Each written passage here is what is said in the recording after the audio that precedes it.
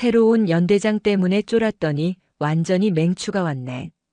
뿌연 담배 연기가 파주 문산읍의 차가운 공기 중으로 흩어졌다. 육군 제1보병사단 예하 연대 행정반 뒤편 흡연구역이라기보단 으슥한 뒷골목에 가까운 그곳에서 강도찬 상사가 킬킬거리며 뱉은 첫마디였다. 그의 굵은 손가락 사이에는 다 타들어간 담배꽁초가 위태롭게 끼어 있었다. 옆에 서 있던 군수가 김중사가 주위를 살피며 비굴한 웃음을 흘렸다. 행보관님, 그래도 707 출신이라지 않습니까? 소문에는 여군 최초로 특임대 팀장까지 했다던데 눈치가 보통은 아닐 겁니다. 야, 김중사. 넌 그게 문제야. 쫄보 새끼. 강도찬이 바닥에 침을 퇴뱉었다. 군화발로 꽁초를 지시겨 끄는 그의 동작에는 거칠 것이 없었다. 특수부대? 그게 다 옛날 이야기지. 내가 딱 보니까 견적 나오더라. 그냥 위에서 시키는 대로 진급 코스만 밟은 새님이야. 얼굴 봤냐? 뽀얗게 화장이나 하고 앉아서는 관사 보일러 온도가 낮네 어쩌네 타령이나 하고 있더만. 그게 군인이냐? 연예인이지. 강도찬의 눈이 탐욕스럽게 번들거렸다. 그는 이 부대의 실세였다. 연대장이 바뀌고 대대장이 바뀌어도 십수년째 이 문산 바닥을 지키며 부대의 살림살이를 주무르는 건 바로 그였다. 임진강 너머에서 불어오는 황량한 바람도 그의 두꺼운 낯짝을 뚫지는 못했다. 오늘 오전에 신고식 제대로 할 거니까 너는 내가 시킨 거나 준비해. 이번에 들어온 신병 중에 강남 건설사 사장 아들놈 있지? 그놈 부모가 아주 애가 타서 연락이 왔더라고. 최전방 GOP는 죽어도 못 보내겠다고. 아, 그 이등병 말씀이십니까? 근데 그 녀석 체격이 워낙 좋아서 소대장이 탐을 내던데요. K3 기관총 사수로 딱이라고. 미친놈, 그 귀한 몸한테 쇳덩이를 들게 해. 테니스장 관리병 자리 비었잖아. 거기로 돌려. 예. 테니스병은 이미 다 찼는데요. 그리고 연대장 승인이 나야. 강도찬이 김중사의 뒤통수를 가볍게 그러나 묵직하게 후려쳤다. 이 맹추가 진짜. 야, 연대장은 내가 알아서 요리한다고. 넌 그냥 서류나 꾸며. 전진회관 가서 소고기나 좀 썰고 싶으면 내 말 듣는 게 좋을 거다. 강도찬은 콧노래를 흥얼거려며 본청 건물을 향해 걸어갔다. 그의 뒷주머니에는 두툼한 현금 봉투가 찔러 넣어져 있었다. 그에게 군대는 나라를 지키는 곳이 아니라 눈먼 돈이 굴러다니는 거대한 시장판이었다. 같은 시각 연대장실. 새로 부임한 하지연 대령은 책상 위에 놓인 거울을 보며 앞머리를 정리하고 있었다. 그녀의 책상 위에는 작전 지도 대신 유명 브랜드의 화장품 파우치와 잡지책이 어지럽게 널려 있었다. 창밖으로는 통일대교로 향하는 1번 국도의 차량 행렬이 희미하게 보였다. 똑똑. 노크 소리와 함께 문이 벌컥 열렸다. 들어오라는 말도 하기 전에 문을 열고 들어온 사람은 강도찬 상사였다. 그는 경례를 하는 둥 마는 둥 손만 까딱하고는 느물거리는 미소를 지으며 책상 앞으로 다가왔다. 연대장님, 적응은 좀 하셨습니까? 여기 문산이 겨울바람이 좀 찹니다. 관사는 지낼만 하십니까? 하지현은 거울에서 눈을 떼지 않은 채 짐짓 놀란 척 어깨를 움츠렸다. 아, 강 상사. 들어올 땐 노크 좀 제대로 하지. 깜짝 놀랐네. 안 그래도 보일러가 영 시원찮아서 말이야. 따뜻한 물이 잘 안 나오는 것 같아. 내 피부 다 상하게 생겼어. 그녀의 목소리는 가늘고 힘이 없었다. 707 시절 대테러 진압 작전에서 테러범의 목을 단숨에 꺾어버리던 냉혹한 지휘관의 모습은 어디에도 없었다. 강도찬의 입꼬리가 비릿하게 올라갔다. 예상대로였다. 제가 시설 반장 닥달해서 바로 고쳐놓겠습니다. 아, 그리고 결제받을 게 하나 있습니다. 강도찬이 서류 한 장을 들이밀었다. 신병 보직 변경 신청서였다. 이번에 들어온 신병 중에 무릎이 좀 안 좋은 친구가 있어서 말입니다. 계속 방치했다가는 의가사 제대하게 생겼지 뭡니까? 그래서 제가 인도적인 차원에서 관사관리병이나 테니스장 관리병으로 좀 돌릴까 하는데 하지현이 서류를 받아들었다. 그녀의 눈이 서류 상단의 이름 박태민이라는 글자에 머물렀다. 붙일란에는 유명 건설사 회장의 이름이 적혀 있었다. 신체 검사 등급은 1급. 특이사항 없음. 무릎이 아프다는 소견서는 어디에도 없었다. 어머, 무릎이 아파? 쯧쯧. 어린 나이에 고생이네.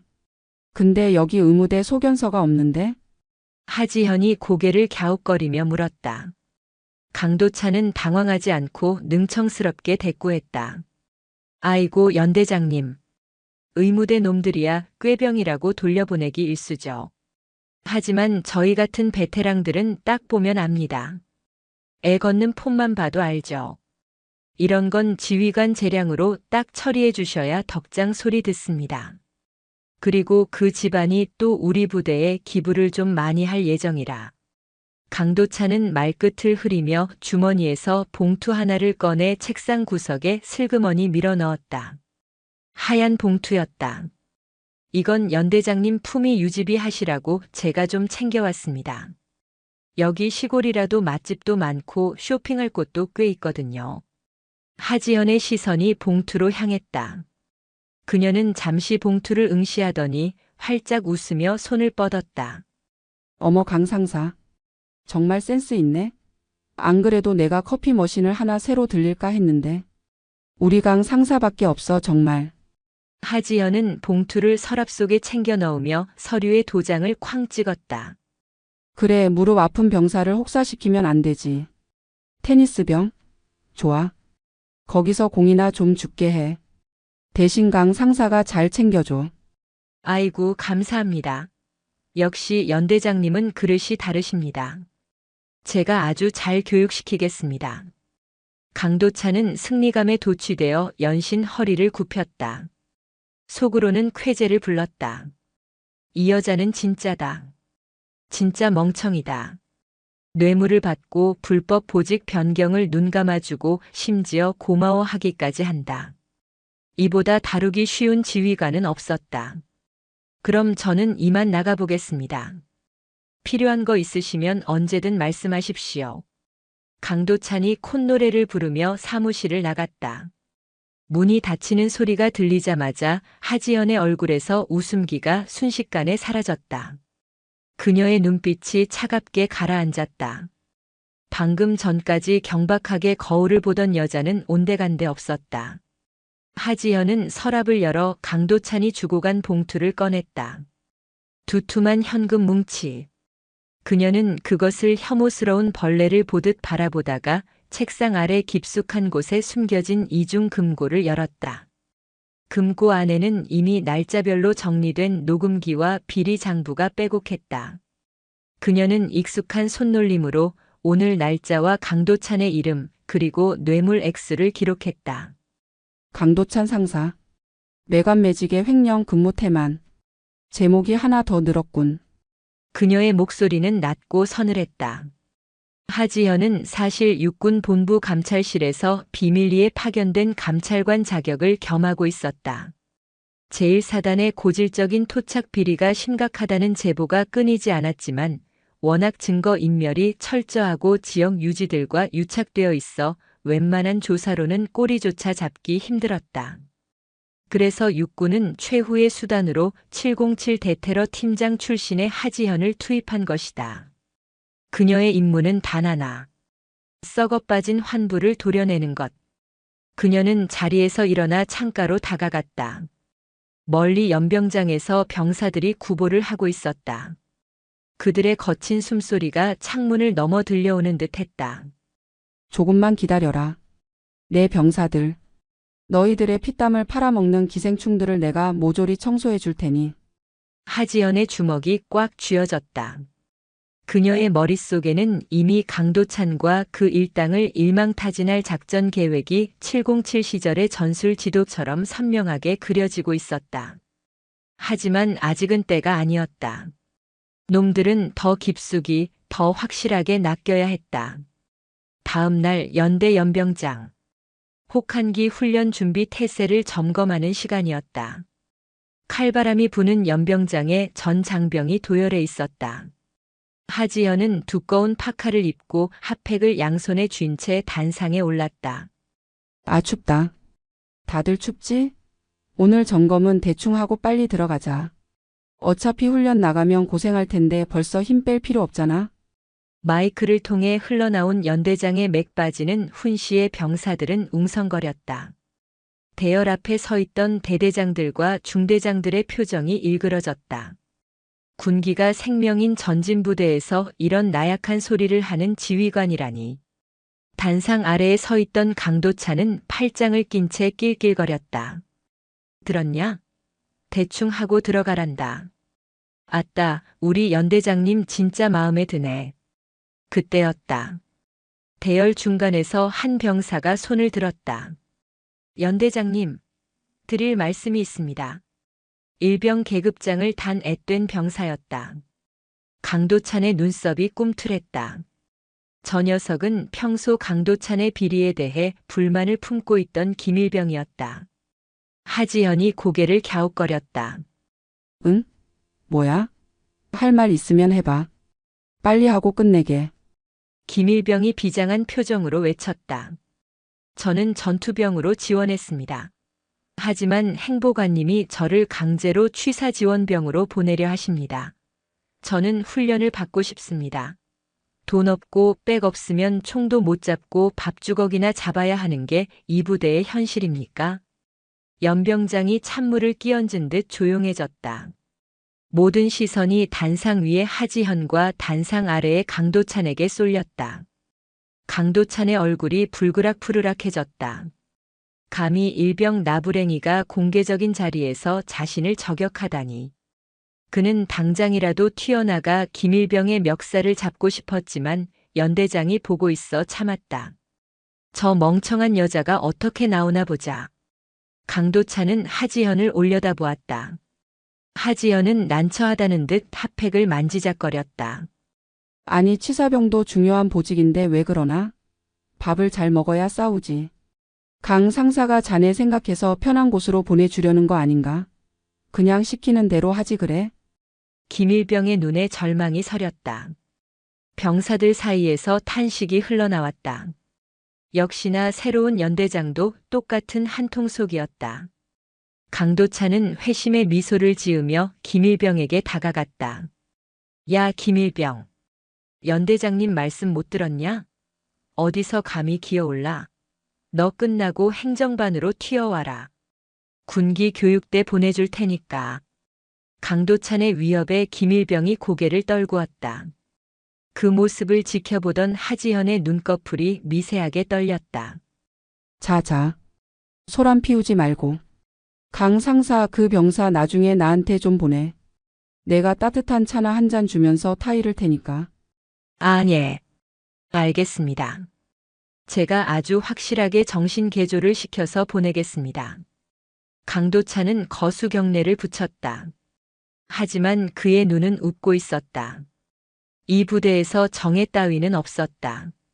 오직 돈과 권력 그리고 강도찬의 말이 곧 법이었다. 하지만 그는 몰랐다.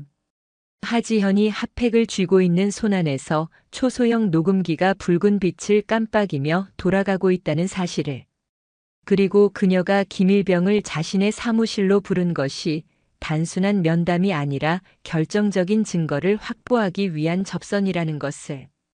그날 밤 연대장실의 불은 꺼지지 않았다. 하지연은 김일병을 마주하고 앉아 있었다. 낮의 어리숙한 모습은 온데간데 없었다. 김일병. 자네가 오늘 용기 내줘서 고맙네. 하지만 섣불리 움직이면 다쳐. 강도찬은 생각보다 더 악랄한 놈이야. 김일병은 눈앞에 있는 연대장의 낯선 모습에 당황해서 말을 더듬었다. 여 연대장님? 그게 무슨? 내가 지금부터 하는 말 잘 들어. 나는 놈을 잡으러 왔다. 자네가 도와줘야 할 일이 있어. 할 수 있겠나? 하지연의 눈빛이 형형하게 빛났다. 그것은 먹잇감을 노리는 맹수의 눈빛이었다. 김일병은 마른 침을 삼키며 고개를 끄덕였다. 문산의 밤바람 소리가 마치 다가올 폭풍을 예고하는 듯 창문을 세차게 두드렸다. 연대장실의 블라인드가 내려졌다. 밖은 칠흑 같은 어둠이 내려앉은 파주의 겨울밤이었지만 실내의 공기는 팽팽하게 당겨진 활시위처럼 긴장감으로 진동했다. 김일병은 자신의 눈을 의심했다. 방금 전까지 피부 관리가 중요하다며 너스레를 떨던 그 연대장이 맞나 싶었다. 하지연은 책상 서랍에서 소형 태블릿을 꺼내 무언가를 조작했다.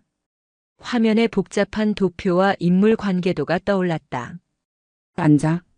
다리가 후들거려서 서 있지도 못하겠군.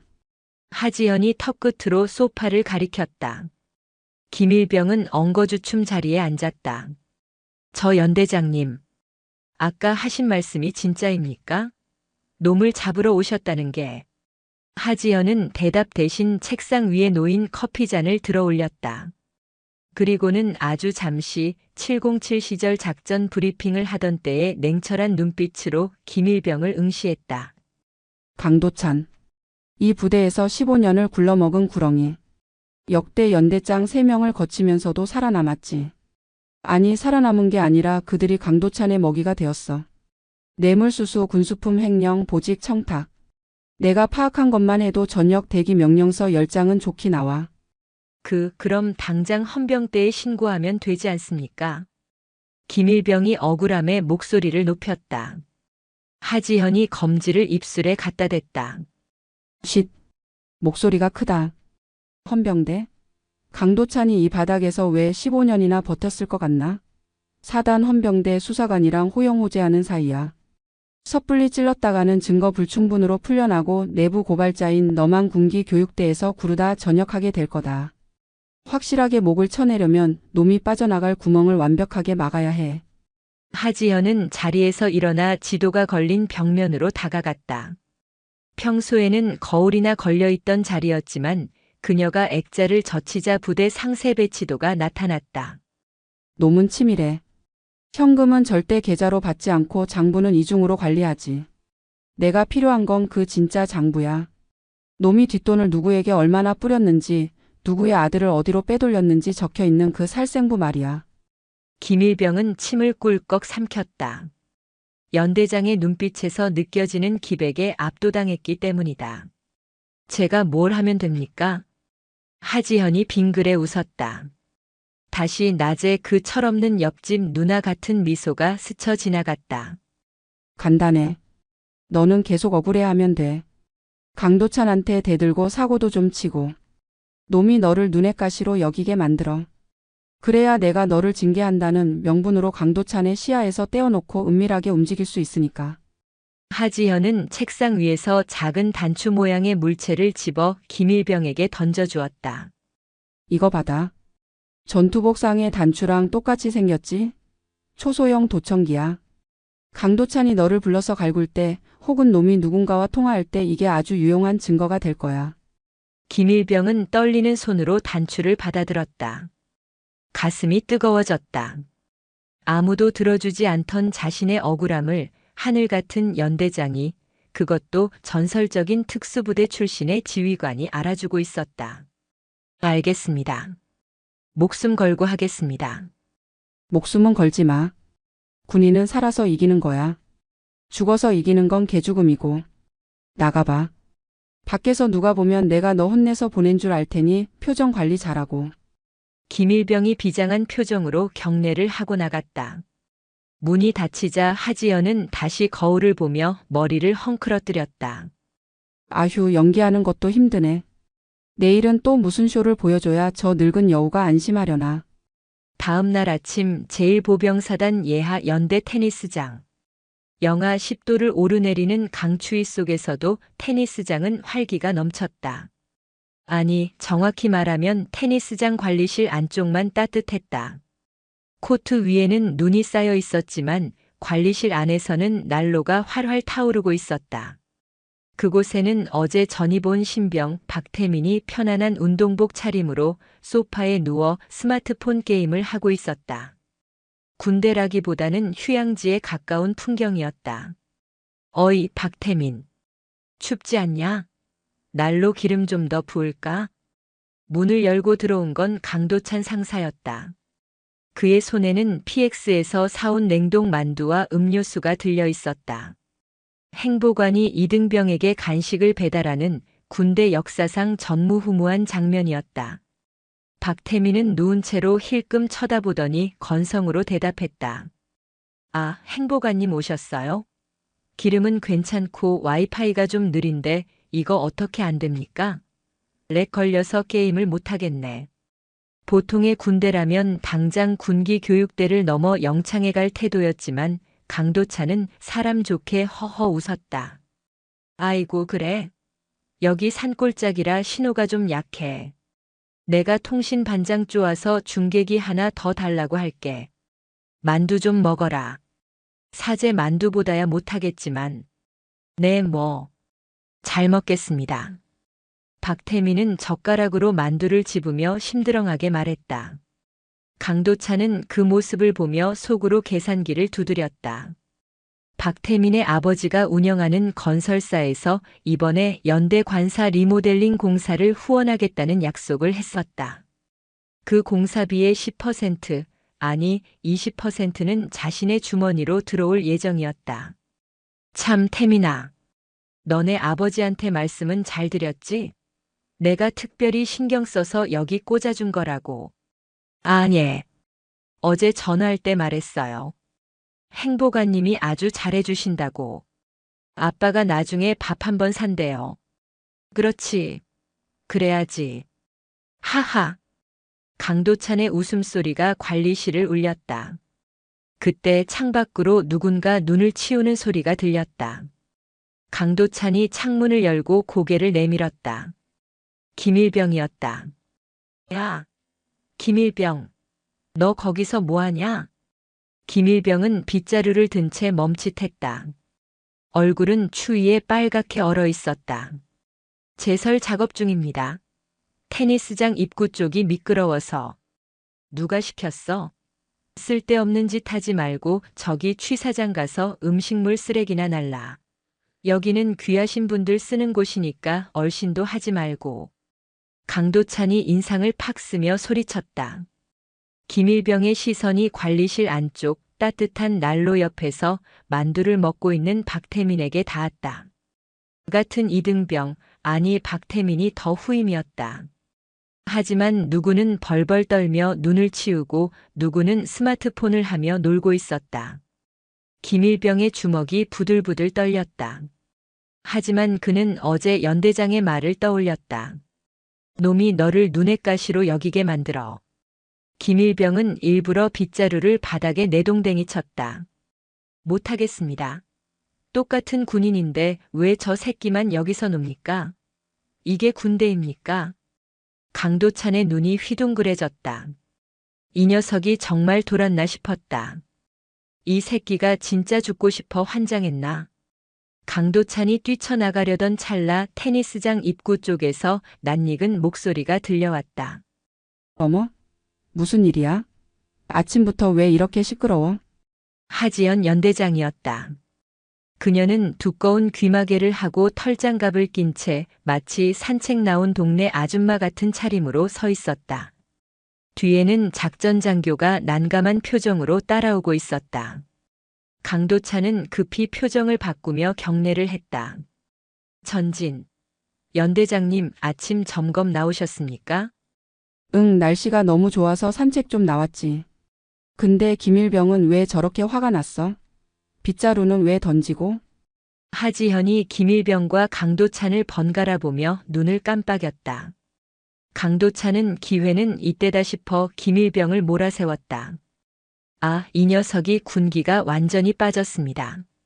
제설 작업을 시켰더니 힘들다고 반항을 하지 뭡니까? 하극상입니다. 하극상. 하지연은 혀를 쯧쯧 찼다. 어머나 세상에. 군인이 춥다고 눈 치우기 싫다는 게 말이 돼? 김일병 너 실망이다. 내가 어제 차도 줬는데. 김일병은 입술을 깨물며 바닥만 쳐다봤다. 연대장의 연기에 장단을 맞춰야 했다. 죄송합니다. 너무 춥고 억울해서 그랬습니다. 억울하긴 뭐가 억울해. 남자는 고생도 좀 하고 그래야지. 강 상사 이 녀석 교육 좀 다시 시켜야겠네. 영창은 너무하고 저기 탄약고 경계 근무나 좀 빡빡하게 세워. 밤새 찬바람 좀 맞으면 정신 차리겠지. 탄약고. 부대에서 가장 외지고 추운 곳이었다. 하지만 동시에 강도찬의 눈을 피해 은밀하게 움직이기 가장 좋은 곳이기도 했다. 강도찬은 하지현의 처분에 내심 감탄했다. 역시 단순해. 그냥 눈앞에서 치워버리는군. 알겠습니다, 연대장님. 오늘부터 야간 탄약고 근무 전담으로 돌리겠습니다. 정신 번쩍 들게 만들겠습니다. 강도찬이 비릿한 미소를 지었다. 하지연은 다시 테니스장 관리실 쪽을 기웃거렸다. 창문 너머로 화들짝 놀라 스마트폰을 숨기는 박태민의 모습이 보였다. 어머, 저 안에 있는 병사는 누구야? 얼굴이 뽀얀 게 아주 기공자 같네. 강도찬이 재빨리 앞을 막아섰다. 아, 예. 저 친구가 바로 어제 말씀드린 박태민입니다. 무릎이 안 좋아서 안에서 대기하라고 했습니다. 관리병으로서 시설 점검 중입니다. 그래. 무릎이 아픈데 서 있는 것도 힘들겠지. 그렇고 말고. 잘 챙겨줘. 나중에 부모님이 면회 오시면 나한테도 좀 알려주고. 인사나 하게. 하지현은 아무것도 모르는 척 박태민에게 손을 흔들어주고는 뒤돌아섰다. 아, 춥다. 작전 장교 가서 따뜻한 유자차나 한 잔 타와. 강 상사도 고생이 많아. 수고해. 하지현이 멀어지자 강도찬은 바닥에 침을 뱉었다. 멍청한 여편네. 지가 무슨 유치원 원장인 줄 알아. 그날 오후 연대물자 창고. 하지연은 부대 환경 미화를 핑계로 창고 시찰을 나왔다. 강도찬이 그녀를 수행했다. 창고 안에는 각종 보급품 상자가 천장까지 쌓여 있었다. 퀴퀴한 먼지 냄새와 곰팡이 냄새가 코를 찔렀다. 어우, 먼지 봐. 여기 청소 안 해? 내 기관지가 얼마나 예민한데. 하지현이 손으로 코를 막으며 인상을 찌푸렸다. 강도찬은 귀찮다는 듯 대답했다. 여기가 원래 좀 낡아서 그렇습니다. 보급관한테 시켜서 환기 좀 시키겠습니다. 하지현은 창고 안쪽을 기웃거리며 무언가를 찾는 신용을 했다. 아니, 내가 저번에 시찰 돌다가 귀걸이 한 짝을 잃어버린 것 같아서 말이야. 혹시 여기 떨어졌나 싶어서. 예. 귀걸이요? 아니, 군인이 훈련장에 무슨 귀걸이를 하고 나옵니까? 강도찬이 어이없다는 듯 물었다. 아유, 강 상사는 몰라. 그게 행운의 귀걸이라고. 프랑스 명품인데. 하지현은 짐짓 울상인 척하며 상자들 사이를 헤집고 다녔다. 하지만 그녀의 눈은 바닥이 아니라 상자에 적힌 일련 번호들을 빠르게 스캔하고 있었다. 1종 보급품, 2종 보급품 피복료. 그녀의 시선이 창고 구석, 낡은 천막으로 덮여있는 구역에 머물렀다. 다른 상자들과 달리 먼지가 적게 쌓여 있었다. 최근에 손을 댄 흔적이었다. 저건 뭐야? 저기 뒤에 뭐 숨겨놨어? 하지현이 천막 쪽으로 다가갔다. 강도찬의 눈동자가 흔들렸다. 그곳은 밖으로 빼돌릴 A급 전투화와 방한복을 숨겨둔 곳이었다. 문산 시내 군장점에 팔아넘기기로 예약된 물건들이었다. 아, 저건 폐급 처리하려고 모아둔 겁니다. 더러우니까 가까이 가지 마십시오. 쥐 나옵니다, 쥐. 강도찬이 다급하게 하지연의 앞을 가로막았다. 하지연은 놀란 척 뒤로 물러섰다. 야, 지? 정말? 어머, 싫어. 그녀는 과장되게 비명을 지르며 작전 장교의 등 뒤로 숨었다. 당장 치워. 나 쥐 제일 싫어해. 오늘 안에 싹 다 갖다 버려. 예. 알겠습니다. 제가 당장 처리하겠습니다. 강도찬은 안도의 한숨을 내쉬었다. 역시 여자는 쥐 한 마리면 해결된다고 생각했다. 하지만 하지연은 작전장교의 등 뒤에서 강도찬이 당황하는 모습을 싸늘하게 지켜보고 있었다. 폐급이라고. 상자에 찍힌 제조년월일이 지난달인데 그녀의 동체 시력은 천막 틈새로 보인 상자의 로트를 정확하게 포착했다. 저건 확실한 횡령 증거였다. 놈은 오늘 밤 버린다는 핑계로 저 물건들을 밖으로 빼돌릴 것이다. 하지현은 연대장실로 돌아오자마자 김일병이 있는 탄약고 초소로 내선 전화를 연결하는 척하며 통신망을 우회해 김일병의 개인 무전기에 신호를 보냈다. 오늘 밤이다. 놈이 창고 물건을 움직일 거야. 탄약고 근무 서면서 창고 쪽으로 들어오는 트럭 번호판 그리고 싣는 물건들. 전부 영상으로 찍어. 김일병의 목소리가 이어폰을 통해 흘러나왔다. 알겠습니다. 탄약고 위치에서 창고 뒷문이 바로 보입니다. 조심해. 강도찬이 직접 움직일 수도 있어. 들키면 그냥 멍청한 척해. 나처럼. 밤 12시. 부대는 깊은 잠에 빠져 있었다. 오직 경계 근무자들의 발자국 소리만이 문산의 정막을 깼다. 탄약고 초소에 있던 김일병은 야간 투시경 대신 하지현이 쥐어준 고성능 소형 캠코더를 꺼내 들었다. 예상대로였다. 구형 군용 트럭 한 대가 전조등을 끈 채 물자 창고 뒷문으로 슬금슬금 들어왔다. 운전석에서 내린 사람은 강도찬이었다. 그리고 조수석에서 내린 남자는 민간인 복장을 하고 있었다. 문산 시내에서 군장점을 하는 업자 박 사장이었다. 행보관님, 이번 물건은 상태 좋습니까? 저번에 건 사이즈가 너무 커서 잘 안 팔리던데. 아, 걱정 말라니까. 이번에 신병들 보급 나온 거 싹 빼돌린 거야. 박스도 안 뜯은 새 거라고. 강도찬과 박 사장은 킬킬거리며 창고 문을 땄다. 김일병은 떨리는 손을 진정시키며 줌을 당겼다. 두 사람이 상자를 트럭에 싣는 모습, 돈 봉투가 오가는 장면이 고스란히 렌즈에 담겼다. 그때였다. 누구냐? 강도찬이 갑자기 트럭 뒤편을 향해 소리쳤다. 김일병은 심장이 멎는 줄 알았다. 들킨 건가? 그는 숨을 죽이고 바위 뒤에 납작 엎드렸다. 하지만 강도찬이 본 것은 고라니였다. 부스럭거리는 소리에 놀란 고라니가 산 쪽으로 뛰어 달아났다. 아씨, 깜짝이야. 고라니 새끼가. 강도찬은 가슴을 쓸어내리며 다시 작업에 열중했다. 김일병은 안도의 한숨을 내쉬려는 찰나 자신의 전투와 밑창이 미끄러지며 작은 돌멩이를 건드렸다. 발그락. 작은 소리였지만 고요한 밤에는 천둥 소리처럼 들렸다. 강도찬의 동작이 멈췄다. 이번에는 고라니가 아니라는 것을 직감한 맹수의 눈빛이었다. 거기 누구야? 강도찬이 허리춤에서 손전등을 꺼내 들었다. 강력한 불빛이 김일병이 숨어있는 바위 쪽을 훑었다. 김일병은 꼼짝없이 갇혔다. 도망칠 곳은 없었다.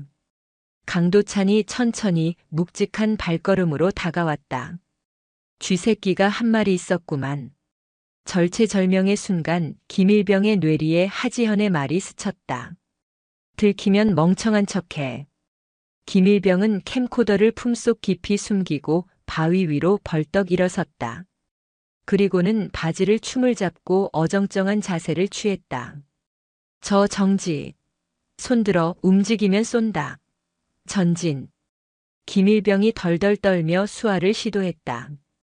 강도찬이 손전등을 김일병의 얼굴에 비췄다. 뭐야? 김일병 너냐? 거기서 뭐해? 아, 행보관님? 근무 서다가 너무 급해서 소변 좀 보고 있었습니다. 죄송합니다. 김일병은 정말 바지 지퍼를 내린 채 엉거주춤 서 있었다. 강도찬은 어이가 없다는 표정으로 코를 막았다. 미친 새끼. 화장실 놔두고 왜 남의 작업장 근처에서 지랄이야? 냄새나게. 죄송합니다. 탄약고 화장실이 막혀서. 강도찬은 김일병의 멍청한 표정을 보고 의심을 거두었다. 평소에도 어리버리하던 녀석이었으니 충분히 그럴 만했다. 게다가 연대장이 탄약고 근무를 서라고 했으니 여기 있는 게 이상할 건 없었다. 빨리 싸고 꺼져. 한 번만 더 이 근처에서 얼쩡거리면 그땐 오줌이 아니라 피를 싸게 해줄 테니까. 예, 알겠습니다. 김일병은 허둥지둥 바지를 추스르며 도망쳤다. 강도차는 혀를 차며 다시 트럭으로 돌아갔다. 어둠 속을 달려 초소로 돌아온 김일병은 그제야 다리가 풀려 주저앉았다. 품속의 캠코더는 무사했다. 그의 심장은 터질 듯 뛰었지만 입가에는 미소가 번졌다. 해냈다. 결정적인 증거를 잡았다. 다음 날 아침 하지연의 집무실 책상 위에는 USB 메모리 하나가 놓여 있었다. 밤새 김일병이 목숨을 걸고 찍어온 영상 파일이었다. 하지연은 모니터로 영상을 확인하며 차가운 미소를 지었다. 잘했어, 김일병. 아주 훌륭해. 화면 속 강도차는 탐욕스럽게 돈을 세고 있었다. 그 얼굴은 더 이상 군인이 아니었다. 이제 미끼는 물었어. 낚싯대를 들어 올릴 시간이야. 하지연은 인터폰을 눌러 작전 장교를 호출했다. 작전 장교, 이번 주에 우리 연대 전술 훈련한다고 했지?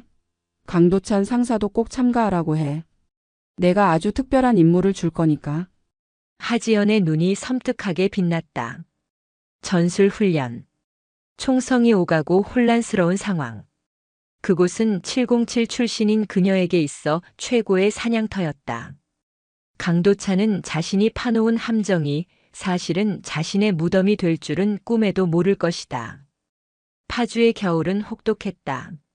문산읍 일대를 휘감는 임진강의 칼바람은 병사들의 옷깃을 파고들었고 훈련장은 이미 진흙과 눈이 엉겨붙어 엉망이었다. 육군 제1보병사단 예하 연대의 혹한기 전술 훈련이 시작된 것이다. 연대 전술 지휘소 텐트 안. 난로가 피워져 있었지만 공기는 차가웠다. 참모들은 심각한 표정으로 지도를 내려다보고 있었다. 연대장님, 현재 가상적 특수부대가 임진강을 도하하여 침투 중이라는 정보입니다. 1대대를 매복 지점으로 이동시키고 2대대는 방어선을 구축해야 합니다. 작전과장이 비장하게 보고했다. 하지만 상석에 앉은 하지연은 핫팩을 얼굴에 문지르며 딴청을 피웠다. 아, 건조해. 텐트 안에 가습기 좀 틀 수 없나? 내 피부 다 뒤집어지겠어. 그리고 작전과장, 매복은 무슨 매복이야? 애들 추운데 땅바닥에 엎드려 있으면 배탈 나. 그냥 잘 보이는 곳에 서 있으라고 해. 적들도 사람인데 설마 진짜 쏘겠어? 작전과장의 입이 떡 벌어졌다. 연대장님. 이건 전술 훈련입니다. 적에게 노출되면 전멸입니다. 아이 참 융통성 없기는. 그럼 대충 나무 뒤에 숨으라고 해. 아, 그리고 오늘 저녁 메뉴는 뭐야? 전투식량은 맛없어서 싫은데. 강 상사한테 말해서 시내 나가서 피자나 좀 사오라고 하면 안 될까? 참모들은 절망적인 눈빛을 교환했다. 지휘관이 훈련 상황에서 피자 타령이라니. 이 부대는 끝났다는 패배감이 텐트 안을 가득 채웠다. 그 시각 지휘소 밖 보급 수송 트럭 옆. 강도찬 상사는 텐트 밖으로 새어나오는 하지연의 헛소리를 들으며 킬킬거렸다. 들었냐? 피자 사오란다. 하여간 여자가 지휘관을 하니까 군대가 보이스카우트가 되는 거야. 옆에 있던 박태민 이병이 핫팩을 흔들며 맞장구를 쳤다. 그는 훈련 열외를 받아 강도찬의 개인 당번병 노릇을 하고 있었다. 행보관님, 그럼 진짜 피자 사러 가십니까? 저도 좀 먹고 싶은데. 임마, 피자가 문제냐? 지금이 기회야. 연대장이 저렇게 정신 못 차리고 있을 때 우리가 할 일을 해야지. 강도차는 트럭 뒤쪽 방수포를 들추었다. 그 안에는 훈련용 보급품으로 위장된 박스들이 가득했다. 하지만 내용물은 전투 식량이 아니었다. 빼돌린 휘발유 캔과 미군 부대에서 흘러나온 고가의 야전 점퍼들이었다. 훈련의 혼란을 틈타 이것들을 외부 업자에게 넘길 계획이었다. 김일병, 야, 김일병. 강도찬이 소리치자 멀리서 삽질을 하던 김일병이 뛰어왔다. 일병 김, 민, 재. 너 오늘 밤에 이 트럭 지켜. 내가 잠깐 어디 좀 다녀올 거니까 누가 와서 뭐냐고 물어보면 연대장님 특별 간식 보급 차량이라고 해. 알았어? 김일병의 눈동자가 흔들렸다. 그는 이미 하지현에게 지령을 받은 상태였다. 저 행보관님, 트럭 안에 냄새가 좀 나는데 기름입니까? 이 새끼가 말이 많아. 시키면 시키는 대로 해. 너 또 탄약고 가서 밤새 떨고 싶냐? 강도찬이 김일병의 정강이를 군화발로 툭 찼다. 김일병은 고통을 참으며 고개를 숙였다. 알겠습니다. 목숨 걸고 지키겠습니다. 그래, 그래야지. 역시 넌 멍청해서 마음에 들어. 강도찬은 만족스러운 듯 트럭 열쇠를 주머니에 넣고 사라졌다. 김일병은 그가 사라지자마자 품속에서 하지현이 준 단추 모양의 도청기를 꺼내 입가에 댔다. 현재 시각 19시 30분. 강도찬 상사 3호 트럭의 횡령 물품 적재 완료. 오늘 밤 외부 반출 시도할 것으로 예상됨. 위치는 훈련장 후문 쪽 공터입니다. 잡음 섞인 무전기 너머로 하지현의 목소리가 들려왔다. 수신 완료. 김일병 너는 거기서 꼼짝 말고 대기해. 놈이 물건을 넘기려는 현장을 덮칠 거니까. 겁먹지 마. 내가 간다. 그 목소리에는 낮에 보여준 철없는 연대장의 모습은 조금도 섞여 있지 않았다. 밤이 깊어지자 훈련장은 칠흑 같은 어둠에 잠겼다. 가상의 적 침투 상황이 발령되어 부대 전체가 소란스러웠다. 조명탄이 터지고 공포탄 소리가 요란했다. 하지만 훈련장 후문 버려진 구방공호 근처는 기이할 정도로 조용했다. 강도찬은 그곳으로 트럭을 몰고 왔다. 약속된 장무라비의 탑차 불빛이 멀리서 보였다. 흐흐, 오늘 한탕하면 올겨울은 따뜻하게 보내겠구만. 강도찬은 트럭에서 내려 주위를 살폈다. 경계병도 없었다. 연대장이 매복은 힘들어서 싫다며 병력을 전부 철수시킨 덕분이었다. 모든 게 완벽했다. 그때였다. 어둠 속에서 누군가 뚜벅뚜벅 걸어왔다. 누구야? 강도찬이 놀라 소리쳤다. 그림자는 대답 없이 가까이 다가왔다. 달빛에 비친 얼굴은 하지현이었다. 그녀는 두꺼운 파카를 입고 손에는 핫팩 대신 텀블러를 들고 있었다. 아유 깜짝이야. 강 상사 여기서 뭐해? 강도찬은 심장이 떨어지는 줄 알았지만 곧바로 태어난 척 표정을 바꿨다. 아, 연대장님. 여긴 위험합니다. 작전 지역 외곽이라 길도 험하고요. 저는 보급로 확인차 나왔습니다. 하지연은 텀블러를 홀짝이며 트럭 쪽을 바라보았다. 보급로? 길론 밝은 강 상사가 있어서 든든하네. 근데 저 트럭은 뭐야? 피자 싣고 온 거야? 그녀의 눈은 웃고 있었지만 어딘가 모르게 서늘했다. 강도찬은 등줄기에 식은땀이 흐르는 것을 느꼈다. 하지만 그는 이 여자가 멍청하다는 확신을 가지고 있었다. 아, 예. 맞습니다. 연대장님이 말씀하신 피자랑 간식들 좀 챙겨왔습니다. 애들 고생하는데 먹여야죠. 정말? 센스쟁이. 그럼 어디 한번 볼까? 나 배고픈데. 하지현이 트럭 쪽으로 발걸음을 옮겼다. 강도찬이 황급히 앞을 막아섰다. 아이고, 연대장님. 여기 진흙탕이라 구나 다 버리십니다. 제가 가서 가져오겠습니다. 저기 텐트에 가 계시면. 비켜. 짧고 낮은 한마디. 강도찬은 자신의 귀를 의심했다. 방금 들은 목소리는 그가 알던 맹추 연대장의 것이 아니었다. 비키라고 했잖아 강도찬. 하지현이 고개를 들어 강도찬을 똑바로 쳐다봤다. 그 눈빛은 굶주린 늑대조차 얼어붙게 만들 만큼 차갑고 날카로웠다. 강도찬은 본능적으로 뒷걸음질 쳤다. 연대장님? 갑자기 왜 그러십니까? 하지연은 텀블러를 바닥에 툭 던졌다. 텀블러 뚜껑이 열리며 안에 있던 내용물이 쏟아졌다. 커피가 아니었다. 맑은 물이었다. 연기 그만해. 역겨우니까. 하지연은 천천히 가죽 장갑을 벗어 주머니에 넣었다. 트럭 안에 있는 게 피자가 아니라 우리 병사들 입히고 먹여야 할 피복이랑 기름이라는 거 내가 모를 줄 알았나? 강도찬의 표정이 굳어졌다. 상황 파악이 끝난 그의 눈빛이 독사처럼 변했다. 알고 있었습니까? 언제부터입니까? 내가 내 앞에서 꼬리치며 아부 떨던 첫날부터. 강도찬은 헛웃음을 터뜨렸다. 이거 참.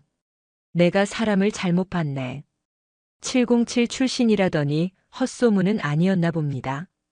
강도찬은 주머니에서 접이식 야전삽을 꺼내 펼쳤다.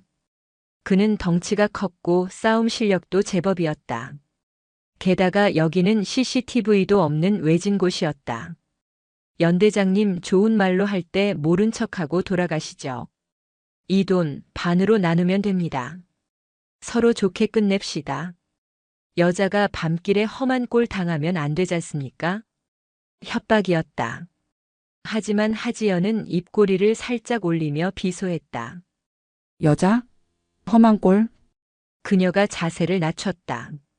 707 특수임무단 시절 대테러 작전 때 취하던 공격 자세였다. 내 눈에는 내가 여자로 보이나 보지? 유감이네. 지금 내 앞에 있는 건 내 군생활을 끝장낼 저승사자인데. 강도찬이 야전삽을 고쳐 쥐며 으르렁거렸다. 이게 진짜 보자 하니까 대령 계급장 때면 아무것도 아닌 게. 강도찬이 야전삽을 휘두르며 하지현에게 달려들었다. 죽어라. 강도찬의 야전삽이 바람을 가르며 하지현의 머리를 향해 날아들었다. 살기가 담긴 일격이었다. 보통 사람이라면 얼어붙었을 상황이었지만 하지현에게는 슬로우 모션처럼 보였다. 그녀는 상체를 살짝 뒤로 젖혀 야전삽을 피했다. 날카로운 쇳소리가 코앞을 스치고 지나갔다. 느려. 하지연의 낮은 목소리가 강도찬의 귓가에 박혔다. 강도찬이 중심을 잃고 휘청거리는 찰나 하지연의 발이 번개처럼 강도찬의 오금을 걷어찼다. 강도찬이 비명을 지르며 한쪽 무릎을 꿇었다. 하지연은 그 틈을 놓치지 않았다. 그녀는 강도찬의 손목을 낚아채 비틀었다.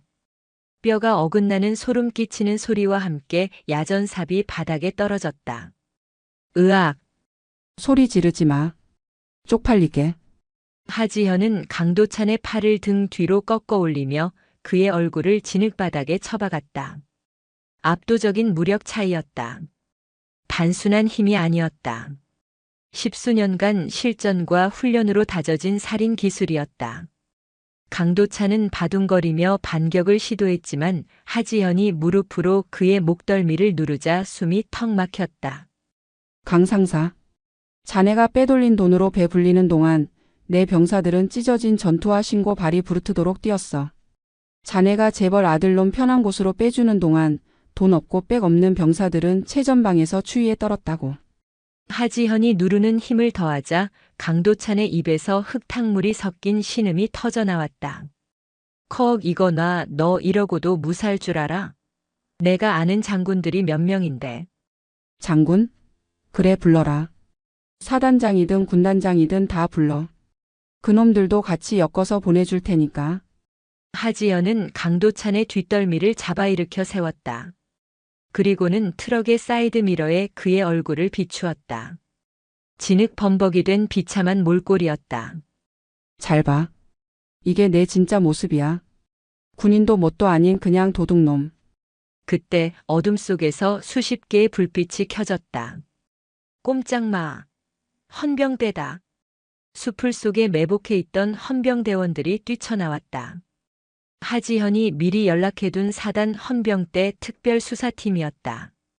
일반 수사관이 아닌 육군본부에서 직접 파견된 정예 요원들이었다. 그리고 그들 사이로 작전과장을 비롯한 연대 간부들과 김일병이 걸어 나왔다. 김일병의 손에는 캠코더가 들려 있었다. 강도찬 상사, 당신의 모든 범죄 행위는 다 기록되었습니다. 김일병이 소리쳤다. 그의 목소리는 더 이상 떨리지 않았다. 강도찬은 헌병들에게 제압당의 수갑이 채워지면서도 하지현을 노려보았다. 이 독사 같은 년 처음부터 다 계획한 거였어. 하지현은 헌병에게 인계되는 강도찬에게 다가가 그의 귀에 대고 작게 속삭였다. 독사가 아니라 707이다 이 멍청아. 감옥 가서 반성문이나 써. 맞춤법 틀리지 말고. 강도찬이 끌려가고 현장은 정리되었다. 트럭 짐칸이 열리자 훔친 물건들이 쏟아져 나왔다. 그것을 본 간부들은 경악을 금치 못했다. 세상에 우리가 이런 놈한테 속고 있었다니. 작전과장이 허탈한 표정으로 말했다.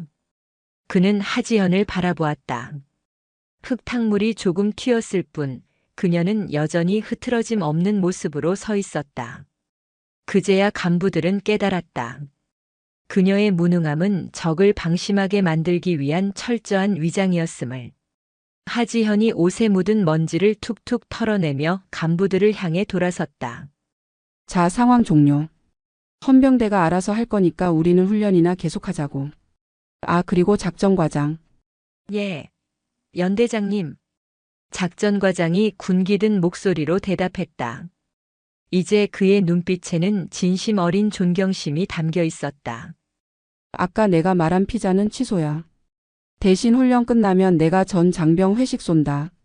메뉴는 삼겹살에 소주 무제한으로.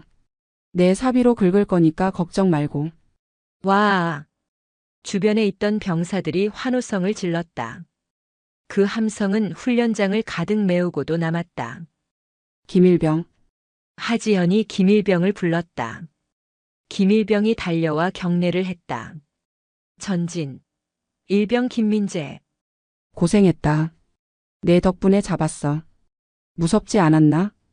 무서웠습니다. 하지만 연대장님이 계셔서 참을 수 있었습니다. 하지현이 빙그레 웃으며 김일병의 어깨를 두드려 주었다. 자식 훌륭해. 너 같은 병사가 있어서 대한민국이 버티는 거야. 내일부로 행정반 보직은 해제다. 내가 원하던 전투 중대로 복귀해. 진짜 군인이 되어봐라. 감사합니다. 정말 감사합니다. 김일병의 눈에서 닭똥 같은 눈물이 흘러내렸다. 그것은 억울함의 눈물이 아니라 승리의 눈물이었다. 그때 멀리서 누군가 비틀거리며 걸어왔다. 박태민이었다. 그는 강도찬이 잡혀가는 모습을 보고 혼비백산하여 도망치려다 잡혀온 것이었다. 연대장님, 저는 아무것도 몰라요. 행보관님이 시키는 대로 했을 뿐이에요. 박태민이 울먹이며 말했다. 하지현은 차가운 눈으로 그를 내려다보았다. 몰랐다고? 편하게 지낼 땐 좋았겠지. 내 아버지가 돈으로 널 샀다고 생각했나 본데 군대는 물건 파는 가게가 아니야. 하지연은 헌병 수사관에게 손짓했다. 이 녀석도 조사해. 보직 청탁 및 뇌물 공여 혐의. 그리고 부모도 소환하고. 콩밥 좀 먹어야 정신 차리지. 안 돼요. 우리 아빠가 누군지 알아요? 전화할 거야. 아빠. 박태민이 발악을 했지만 헌병들은 가차없이 그를 끌고 갔다. 상황이 완전히 종료되자 동쪽 하늘이 푸르스름하게 밝아오고 있었다. 파주의 새벽 공기는 여전히 차가웠지만 어딘가 상쾌하게 느껴졌다.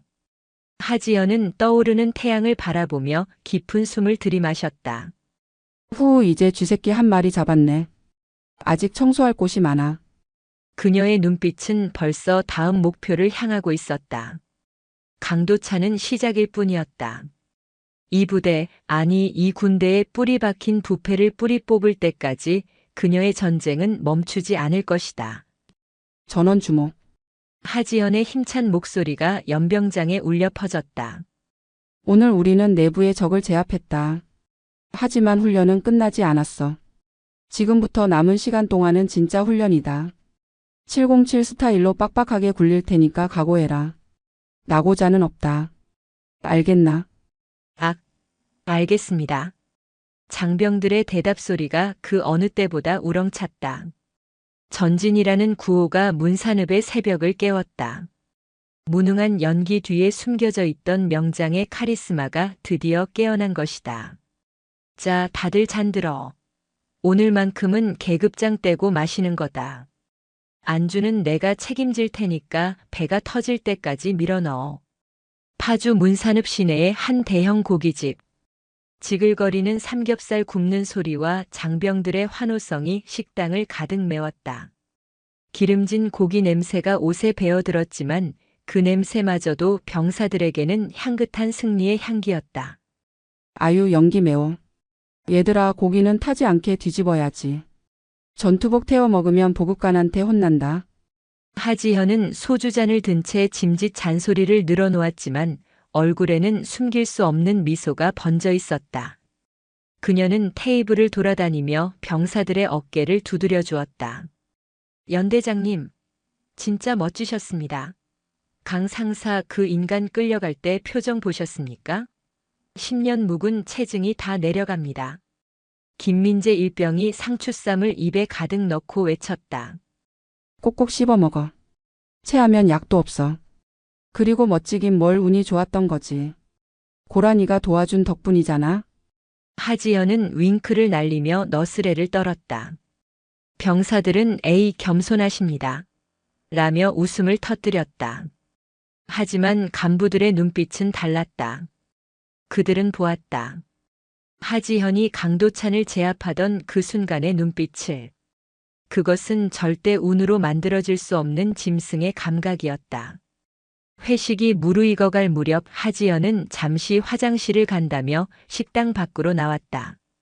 문산의 밤 공기는 여전히 차가웠다. 그녀는 식당 뒷골목 어둠 속에 몸을 숨기고 품 안에서 폴더폰 하나를 꺼냈다. 강도찬이 쓰던 대포폰이었다. 증거물로 제출하기 전 그녀가 몰래 복제해 둔 것이었다. 어디 보자. 강도찬이 믿고 까불던 뒷배가 누군지. 문자 메시지 함을 열자 암호 같은 내용들이 쏟아져 나왔다. 이번 물건 배달 완료. 입금 바람. 상납금 30% 준비해라. 이번 주말에 전진교 근처에서 보자. 그리고 발신자 이름 대신 저장된 별명. 마왕. 마왕이라 유치하기 짝이 없군. 하지현이 피식 웃는 순간 식당 앞 도로에 검은색 세단 한 대가 미끄러지듯 멈춰 섰다. 번호판은 육군 성판이 아닌 일반 번호판이었지만 차에서 내리는 인물의 군화는 반짝거리는 A급이었다. 그는 사단 작전 부사단장 마철수 준장이었다. 마철수는 식당 안의 시끌벅적한 분위기를 혐오스러운 눈빛으로 쳐다보았다. 강도찬 이 멍청한 놈이 잡혀가니까 아주 잔치를 벌이는구만. 그의 옆에는 덩치 큰 사내 2명이 서 있었다. 지역 건설업체 이사들이었다. 강도찬을 통해 부대 공사를 독점하고 자재를 빼돌리던 공범들이었다. 참모님 어떡합니까? 강 상사가 불어버리면 우리까지 위험해지는 거 아닙니까? 마철수가 차가운 눈으로 사내를 쏘아보았다. 걱정 마라. 강도찬은 입 못 연다. 자기 가족들 생각하면 입 다물고 독박 써야지. 문제는 저 여자야. 하지연. 마철수의 시선이 식당 안 병사들과 어울려 웃고 있는 하지현에게 꽂혔다. 707 출신이라더니 냄새를 잘 맡는 사냥개였어. 하지만 이 파주 바닥은 사냥개 한 마리가 짖는다고 바뀌는 곳이 아니지. 마철수는 주머니에서 담배를 꺼내 물었다. 내일 사단 주관으로 전반기 군수 지휘 검열이 있다. 내가 직접 들어갈 거야. 털어서 먼지 안 나오는 놈 없다고 했지? 저 여자가 얼마나 깨끗한지 한번 보자고. 다음 날 아침 연대본부. 숙취가 채 가시기도 전에 비상이 걸렸다. 예고 없던 사단 군수참모의 불시 검열이었다. 연병장에는 긴장감이 감돌았다. 하지현은 다급하게 전투복을 챙겨 입고 본청 앞으로 나갔다. 마철수 준장이 지휘봉으로 군화코를 탁탁 치며 서 있었다. 그의 눈은 하지현을 위아래로 훑어내렸다. 하지현 대령. 부대 꼴이 이게 뭡니까? 위병소 근무자 복장 상태도 불량하고 차량 호로도 낡아서 너덜거리고 전진부대 망신은 혼자 다 시키고 있군요. 첫마디부터 노골적인 트집이었다. 하지연은 짐짓 당황한 척 허리를 숙였다. 아이고 참모님. 오신다는 연락도 없이 이렇게 갑자기 어제 병사들 사기 진작 차원에서 회식을 좀 했더니 애들이 정신이 없나 봅니다. 제가 잘 지도하겠습니다. 하지연은 머리를 극적이며 맹한 표정을 지었다. 마철수는 코웃음을 쳤다. 회식? 강 상사 잡아놓은 게 그렇게 기쁩니까? 동료가 불미스러운 일로 잡혀갔으면 자숙을 해도 모자랄 판에 술판을 벌여. 당신 제정신이야? 마철수의 고함 소리가 복도에 울렸다. 지나가던 행정병들이 깜짝 놀라 걸음을 멈췄다. 이것은 명백한 기선 제압이었다. 하지연은 입술을 삐죽거렸다. 아니 뭐 제가 잡은 것도 아니고 헌병대가 잡아간 건데요. 그리고 애들이 삼겹살 먹고 싶다는데 어떡합니까? 참모님은 삼겹살 안 좋아하세요? 마철수의 눈썹이 꿈틀했다. 이 여자가 지금 나랑 장난하자는 건가? 하지만 하지연의 눈동자는 너무나 맑고 투명해서 도무지 속을 알 수가 없었다. 말장난하지 마십시오. 오늘 검열 원칙대로 아주 빡빡하게 진행할 겁니다. 장부 토시 하나라도 틀리면 연대장 징계위원회 회부할 테니 각오하십시오. 마철수는 검열관들을 대동하고 군수가 사무실로 쳐들어갔다. 서류 박스가 뒤집히고 컴퓨터가 압수되었다. 그것은 검열이 아니라 압수수색에 가까웠다. 군수과장이 울상이 되어 하지현에게 달려왔다. 연대장님 큰일 났습니다. 참모님이 유류고 재고가 안 맞는다며 난리를 치십니다. 분명히 전산상으로는 맞는데 실제 탱크 양이 부족하다면서 횡령 의혹을 씌우려고 합니다. 하지연의 눈빛이 순간 날카롭게 빛났다. 유류고. 강도찬이 주로 빼돌리던 것이 기름이었다. 마철수는 강도찬이 저지른 횡령의 책임을 관리 소홀이라는 명목으로 하지현에게 덮어 씌우려는 것이었다. 그래? 재고가 안 맞는다고? 하지연은 군수과장을 안심시키듯 어깨를 토닥였다. 걱정 마. 내가 가서 볼게. 커피나 한 잔 타와. 믹스 말고 원두로. 나 스트레스 받으면 단 거 안 먹는 거 알지? 하지연은 유류고로 향했다. 마철수는 기름 탱크 앞에서 의기양양하게 서 있었다. 보십시오, 하대령.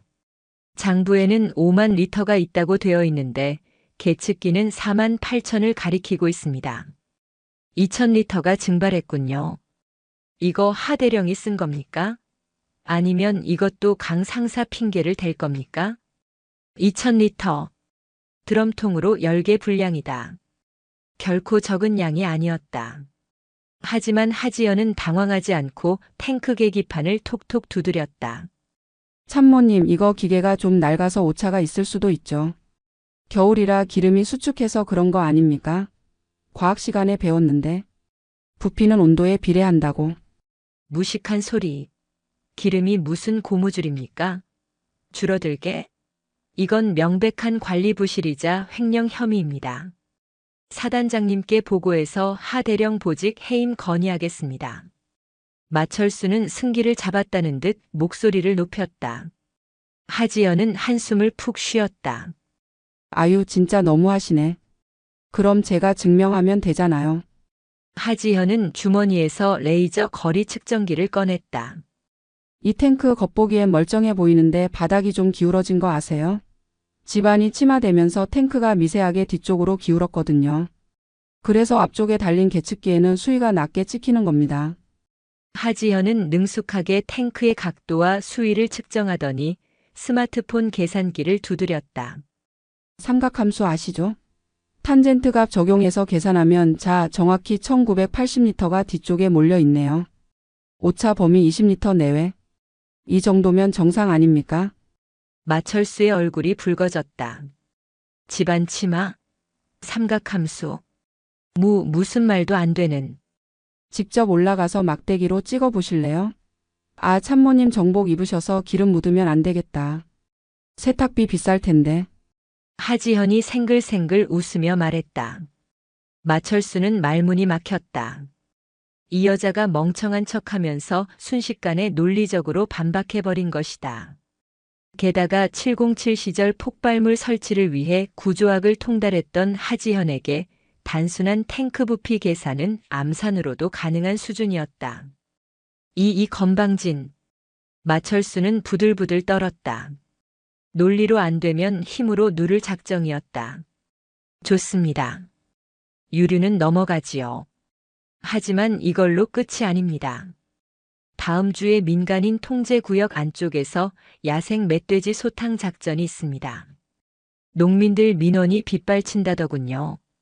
연대장이 직접 지휘하십시오. 멧돼지요? 아유, 무서워라. 그런 건 전문 엽사들 부르면 되잖아요. 민통선 안쪽이라 민간인 출입이 까다롭습니다. 그리고 군인의 대민 지원은 의무입니다. 하 대령이 직접 총을 들고 나가서 잡아오십시오. 707 출신이라 사격은 잘할 거 아닙니까? 못 잡으면 무능한 지휘관으로 보고서 올리겠습니다. 이것은 함정이었다. 민통선 안쪽은 지뢰지대가 산재해 있고 야생 멧돼지는 맹수보다 위험했다. 사고로 위장하여 하지현을 다치게 하거나 실패를 구실로 망신을 주려는 속셈이었다. 하지현은 잠시 고민하는 척하더니 어쩔 수 없다는 듯 고개를 끄덕였다. 알겠습니다. 까라면 까야죠. 대신 잡으면 회식비 지원해 주시는 거죠? 잡기나 하십시오. 살아서 돌아온다면 말입니다. 마철수는 의미심장한 말을 남기고 돌아섰다. 그의 입가에는 비릿한 미소가 걸려 있었다. 하지만 그는 보지 못했다. 그의 등 뒤에서 하지연이 짓고 있는 서늘한 표정을. 살아서 돌아온다면이라 재미있네. 사냥터로 초대를 해주시다니. 하지연은 주머니 속에서 강도찬의 대포폰을 만지작거렸다. 이번 멧돼지 사냥은 단순한 대민 지원이 아닐 것이다. 마철수가 숨기고 싶어하는 무언가가 민통선 숲속에 있을 것이 분명했다. 작전과장, 저격반 소집해. 그리고 실탄 챙겨. 멧돼지 잡으러 가자. 파주의 겨울사는 적막했다. 임진강을 건너 민간인 통제선 안쪽으로 들어오자 공기의 질감부터가 달랐다. 사람의 손길이 닿지 않은 원시림. 곳곳에 지뢰라고 적힌 붉은색 표지판이 철조망에 매달려 을씨년스럽게 흔들리고 있었다.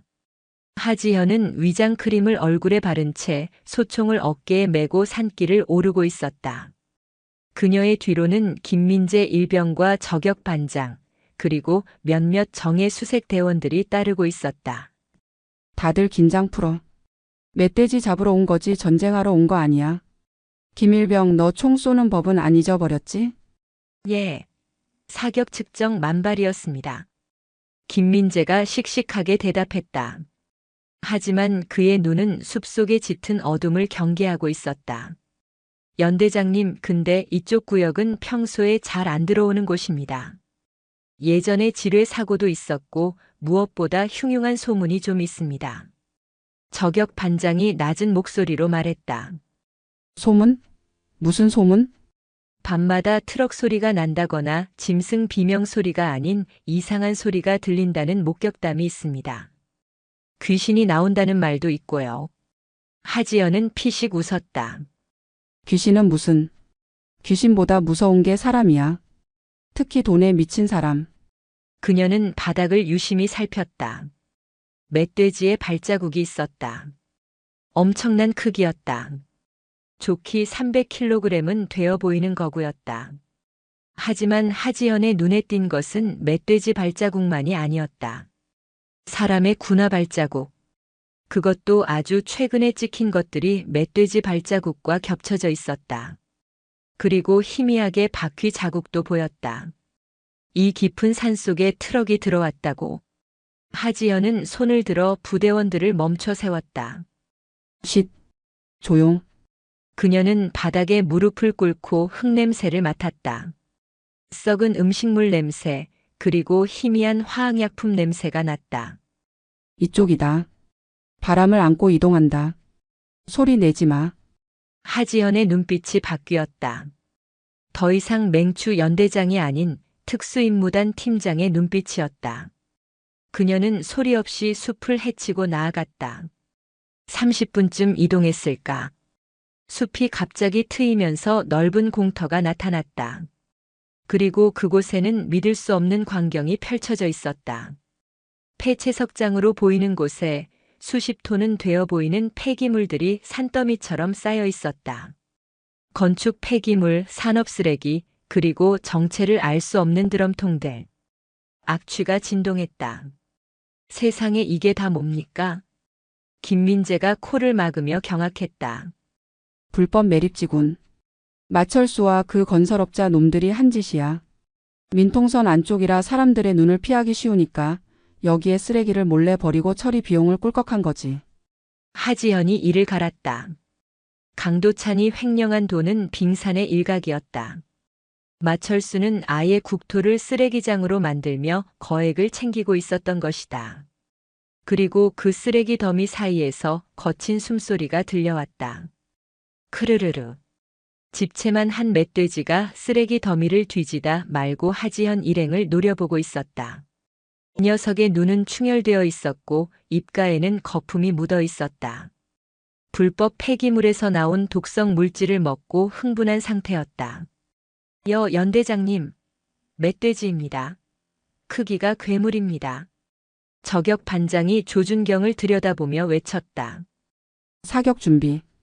급소는 기 뒤쪽이다. 한 방에 보내야 해. 그때였다. 숲 반대편에서 탕 하는 총성이 울렸다. 하지연 일행이 쏜 것이 아니었다. 총알은 멧돼지가 아니라 하지연의 발치에 박혔다. 위협 사격이었다. 엎드려.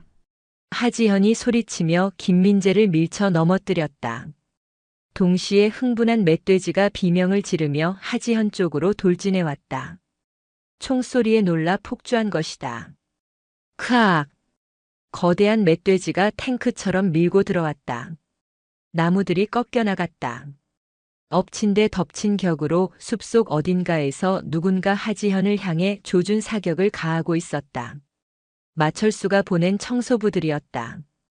그들은 멧돼지를 잡으러 온 하지현을 사고사로 위장해 제거하고 이 불법 매립지의 비밀을 영원히 묻으려 했던 것이다. 김민재. 저격 반장. 바위 뒤로 숨어. 멧돼지는 내가 유인한다. 연대장님, 위험합니다. 명령이야. 숨어.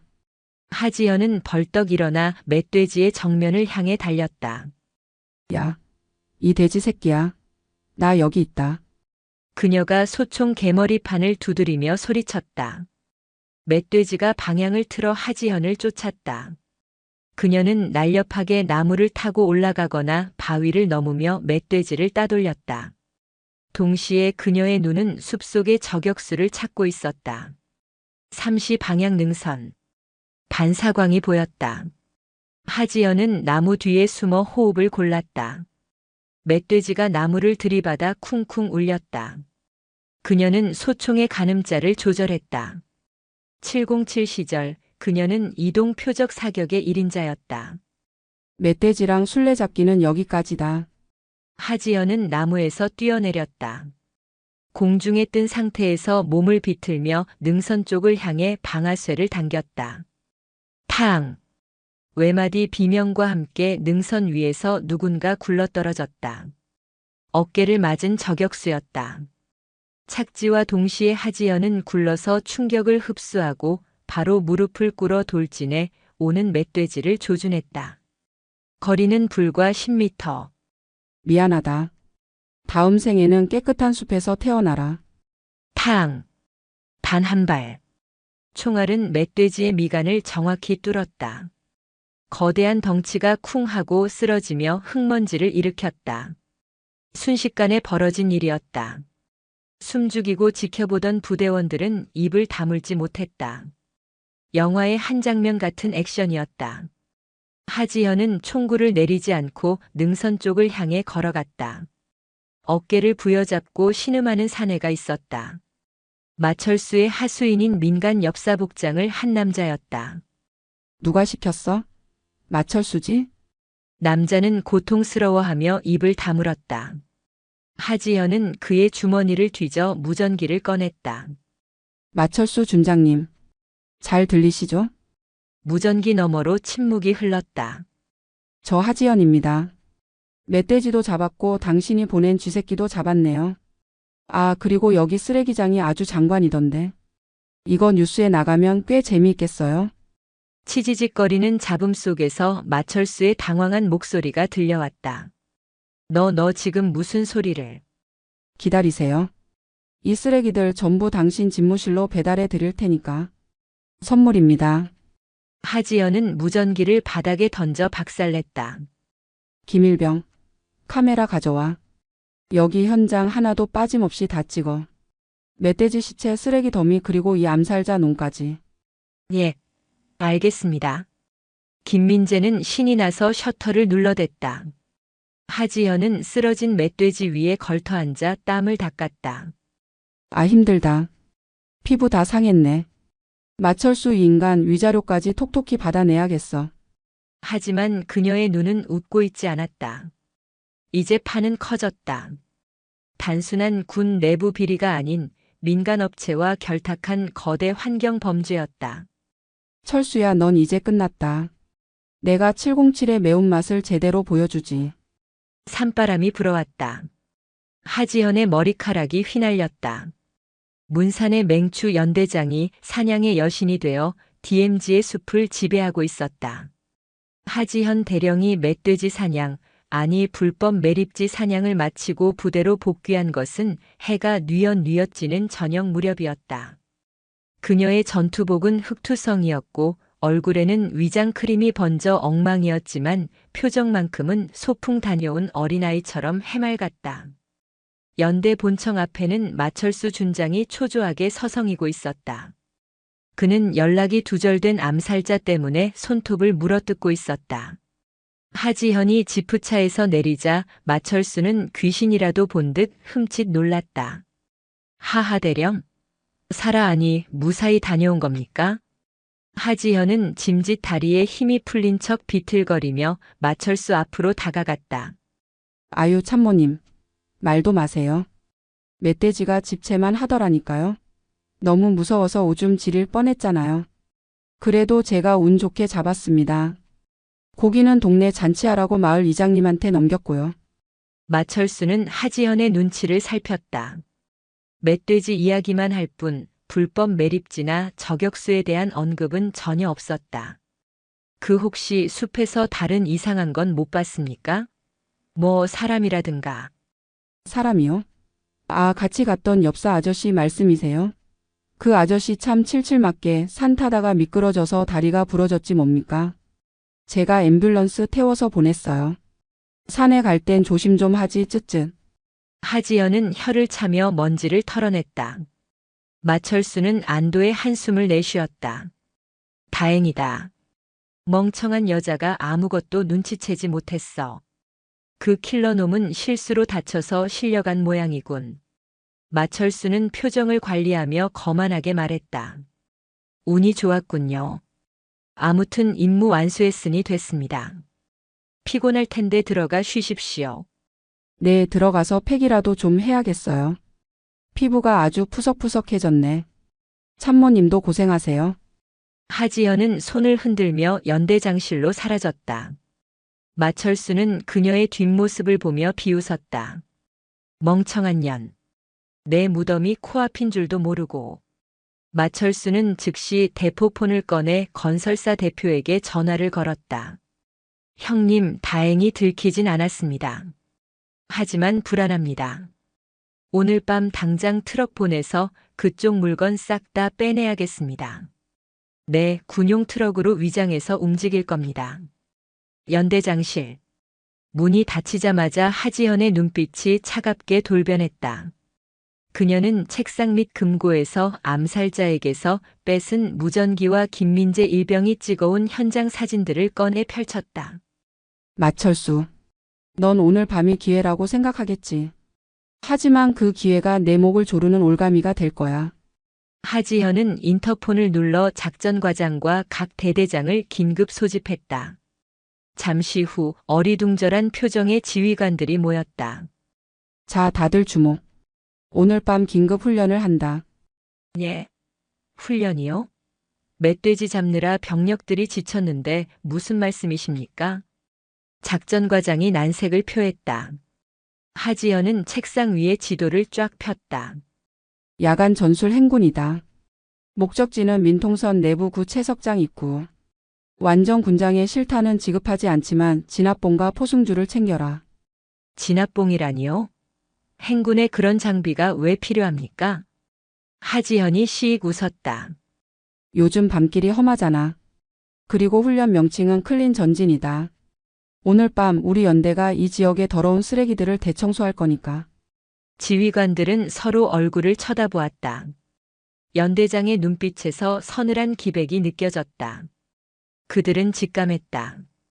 이것은 단순한 훈련이 아니라 실전 작전이라는 것을. 보안 유지해. 적은 외부에 있는 게 아니라 내부에 있으니까. 출발 시간은 밤 11시. 은밀하고 신속하게 움직인다. 이상. 밤 11시. 파주의 밤은 칠흑처럼 어두웠다. 제1보병사단 예하 연대 병력이 소리 없이 위병소를 빠져나갔다. 수백 명의 군화 발소리가 어둠 속에 묻혔다. 하지현은 선두 지휘 차량에 탑승하지 않고 직접 병사들과 함께 걷기 시작했다. 힘든가? 나는 피부 관리를 위해 걷는 거지만 너희는 나라를 위해 걷는 거다. 어깨 펴고 전방 주시해. 병사들은 킥킥거리면서도 연대장의 뒤를 따랐다. 어느새 그들에게 하지연은 맹추가 아니라 믿음직한 큰 누나 같은 존재가 되어 있었다. 한편 민통선 인근 도로. 마철수가 지휘하는 수송 트럭 행렬이 어둠을 틈타 이동하고 있었다. 겉보기에는 야간 보급 작전 차량 같았지만 짐칸에는 불법 폐기물을 옮겨 싣기 위한 굴삭기와 인부들, 사실은 조직 폭력배들이 타고 있었다. 빨리 움직여. 새벽 전까지 작업 끝내고 나와야 해. 조수석에 앉은 마철수가 무전기에 대고 소리쳤다. 트럭들은 검문소를 프리패스로 통과했다. 사단 군수참모가 직접 인솔하는 차량을 막을 초병은 없었다. 트럭 행렬이 구 채석장으로 들어가는 좁은 삼거리에 접어들었을 때였다. 번쩍. 갑자기 도로 양옆 숲속에서 수십 개의 강력한 탐조등이 켜졌다. 눈을 뜰 수 없는 강렬한 빛이 트럭 행렬을 비췄다. 뭐야? 어떤 놈들이야? 마철수가 비명을 질렀다. 운전병이 급브레이크를 밟았다.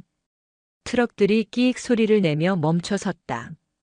빗속에서 누군가 확성기를 들고 걸어 나왔다. 하지현이었다. 그녀는 팔짱을 낀 채 여유롭게 서 있었다. 아유 참모님.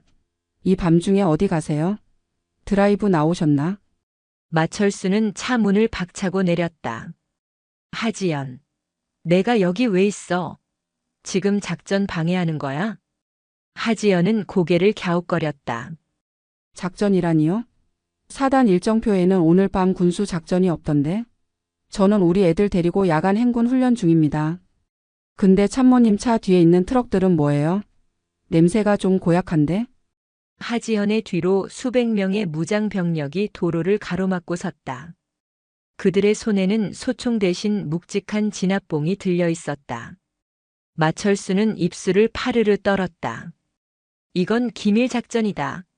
사단장님 승인 받은 거야. 비켜. 안 비키면 항명으로 간주하고 즉결 처분하겠다. 기밀? 쓰레기 몰래 갖다 버리는 게 기밀인가? 그리고 사단장님 승인? 하지현이 품속에서 휴대전화를 꺼내 들었다. 지금 사단장님하고 통화 중인데 바꿔드릴까요? 아까 제가 참모님이 밤에 이상한 트럭 끌고 나가신다고 보고 드렸더니 아주 궁금해 하시던데. 휴대전화 화면에는 사단장이라는 세 글자가 선명하게 떠 있었다. 스피커폰 너머로 걸걸한 목소리가 들려왔다.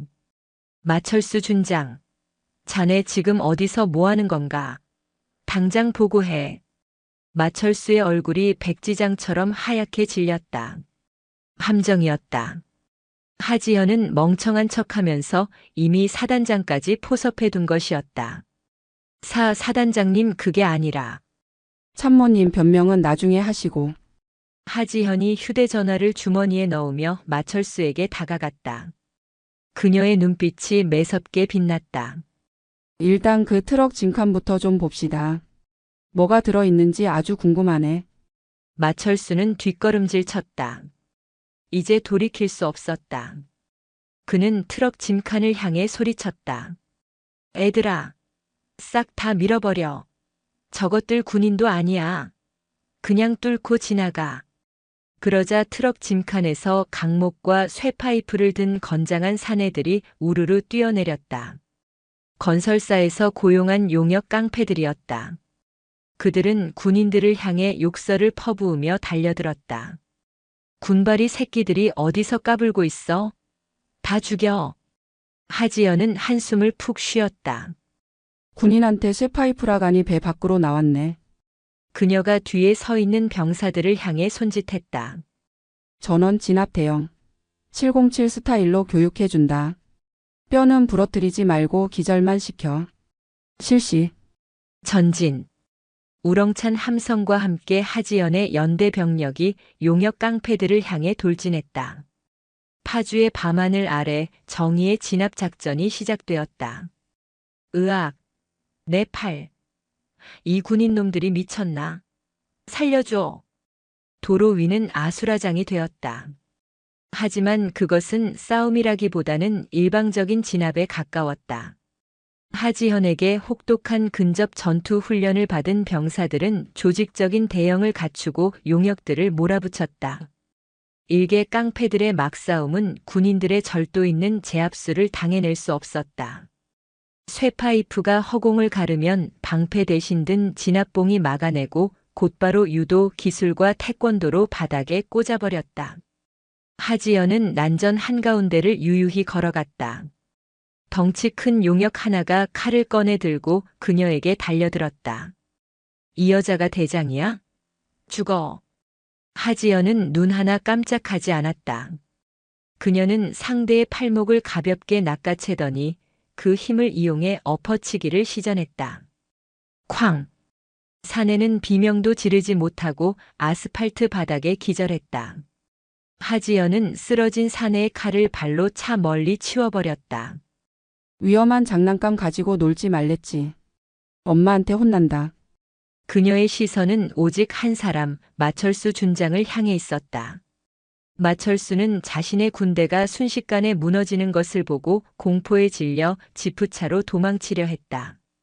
이럴 순 없어. 내가 누구인데. 마철수가 시동을 걸려는 순간 운전석 창문이 와장창 깨졌다. 하지현이 진압봉으로 유리를 박살낸 것이다. 내려. 차 더러워져. 하지현이 차 문을 열고 마철수의 멱살을 잡아 밖으로 끌어냈다. 마철수는 바닥에 나뒹굴었다. 너 이래 놓고 무사할 줄 알아? 군법 회의감이야. 상관 폭행이라고. 마철수가 악을 썼다. 상관? 누가? 너 같은 쓰레기도 상관 대접을 해줘야 하나? 하지현은 마철수의 정복 상의 주머니에서 담배를 꺼내 냄새를 맡더니 바닥에 던졌다. 군수품 횡령, 불법 폐기물 매립, 민간인 청부폭력, 살인 미수. 그리고 신성한 국방의 의무를 수행하는 병사들을 사병처럼 부려먹은 죄. 이게 내 제목이야. 그때 멀리서 사이렌 소리가 요란하게 울렸다. 헌병대 차량과 함께 사단장의 관용차가 도착했다. 별 2개가 박힌 성판이 번쩍이며 사단장이 차에서 내렸다. 그는 엉망이 된 현장을 보며 입을 다물지 못했다. 이게 다 무슨 일인가? 하지현은 마철수를 무릎 꿇려 놓은 채 단정하게 옷매무새를 다듬고 사단장에게 거수 경례를 올렸다. 전진. 연대장 대령 하지연. 야간 행군 훈련 중 민간인으로 위장한 불법 침입자들과 이를 지휘하던 마철수 준장을 검거했습니다. 이 트럭들에 실린 건 전진부대 땅을 오염시키려던 독극물 폐기물입니다. 사단장은 트럭 짐칸을 확인하고는 얼굴이 불그락푸르락해졌다. 악취가 진동하는 폐기물들이 가득했다. 마 준장 자네가 감히 내 부대에 똥칠을 해? 군인의 명예를 팔아먹어도 유분수지. 사단장이 마철수의 뺨을 후려 갈겼다. 짝소리가 밤 공기를 갈랐다. 사단장님, 오해입니다. 저는 그냥. 닥쳐. 헌병대. 이놈 당장 끌고 가. 그리고 저 깡패놈들도 싹 다 경찰에 넘겨. 헌병들이 달려들어 마철수에게 수갑을 채웠다. 마철수는 끌려가면서도 하지연을 노려보며 저주를 퍼부었다. 하지연. 두고 보자. 내 뒤에 누가 있는지 알아? 최 회장님이 가만히 있지 않을 거야. 너는 끝났어. 하지연은 끌려가는 마철수에게 손을 흔들어 주었다. 그래, 그래. 회장님한테 안부나 전해줘. 곧 만나러 갈 거라고. 상황이 종료되자 병사들이 환호성을 질렀다. 와, 연대장님 만세. 전진. 우리가 이겼다. 김민재 일병이 하지연에게 달려왔다. 연대장님, 다친 데 없으십니까? 나? 멀쩡해. 손톱 하나 안 부러졌어. 너는? 저도 멀쩡합니다. 아까 깡패 한 놈 업어치기 했습니다. 하지현이 김민재의 머리를 헝클어뜨렸다. 잘했다. 이제야 좀 군인 같네. 사단장이 하지현에게 다가왔다. 그는 하지현의 어깨를 두드리며 감격스러운 표정을 지었다. 하대령, 내가 자네를 오해했네. 707 출신이라길래 그냥 싸움이나 잘하는 줄 알았더니 이렇게 깊은 뜻이 있는 줄 몰랐어. 자네가 우리 부대를 살렸네. 하지현은 다시 맹추 모드로 돌아가 수줍게 웃었다. 아유, 별 말씀을요. 저는 그냥 밥마실 나왔다가 쓰레기가 보이길래 치운 것뿐입니다. 청소는 깨끗이 해야죠. 근데 사단장님 포상 휴가증 좀 넉넉히 주시면 안 될까요? 우리 애들이 오늘 고생했는데. 사단장은 껄껄 웃었다. 주고 말고. 전 연대원 포상 휴가 실시해. 그리고 하대령, 자네에게는 표창을 상신하겠네. 표창보다는 보너스가 좋은데. 하지현의 농담에 현장에 있던 모든 간부와 병사들이 웃음을 터뜨렸다. 파주의 새벽은 그 어느 때보다 밝고 활기찼다. 며칠 후 하지현의 관사. 그녀는 뉴스 화면을 보고 있었다. 텔레비전에서는 군부대 불법 매립 사건이 대서특필되고 있었다. 마철수 준장의 구속과 함께 그와 결탁한 지역 건설사 대표 최 회장에 대한 수사가 시작되었다는 소식이었다. 하지만 하지연의 표정은 밝지 않았다. 그녀는 책상 위에 놓인 인물 관계도를 수정했다. 마철수 위에 X표를 치고 그 위에 있는 최두식 회장의 사진에 붉은 동그라미를 쳤다. 최두식. 건설사 회장이자 이 지역의 유지. 그리고 전 국방부 고위 관료들과 끈이 닿아 있는 거물. 강도차는 잔챙이였고 마철수는 중간 보스였다. 진짜 몸통은 최두식이었다. 그는 마철수가 잡혀 들어갔음에도 불구하고 교묘하게 법망을 피해 꼬리를 자르고 있었다. 뉴스에서는 최 회장이 직원의 개인적인 일탈이라며 선을 긋는 인터뷰가 나오고 있었다. 하지연은 리모컨을 들어 텔레비전을 껐다. 꼬리를 잘랐다 이거지? 그럼 머리통을 날려주는 수밖에. 그녀는 옷장에서 정복을 꺼내 입었다.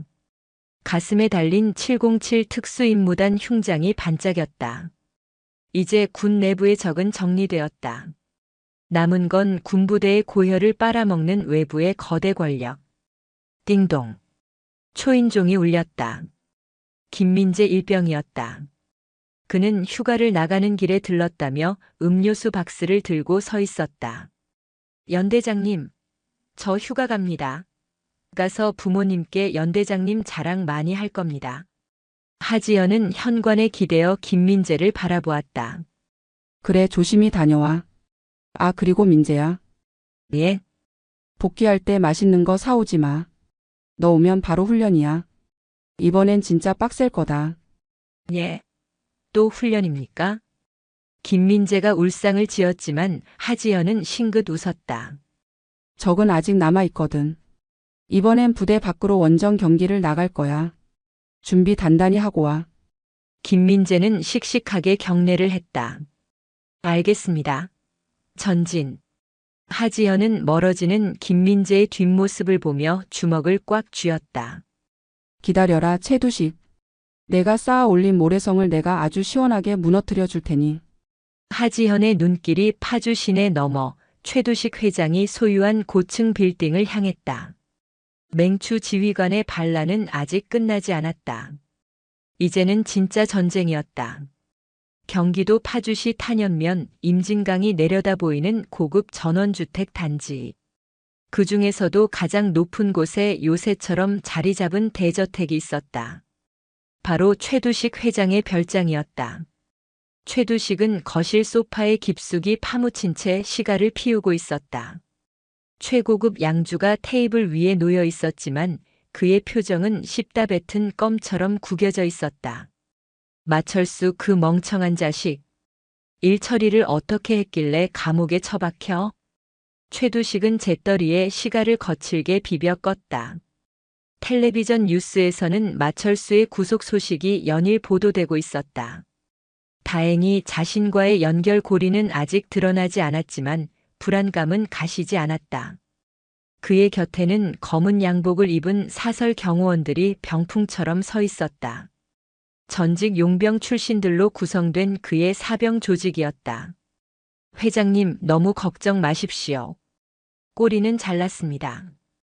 그리고 그 여자 연대장 707 출신이라지만 그래봤자 군발이 아닙니까? 이쪽 세계 룰은 모를 겁니다.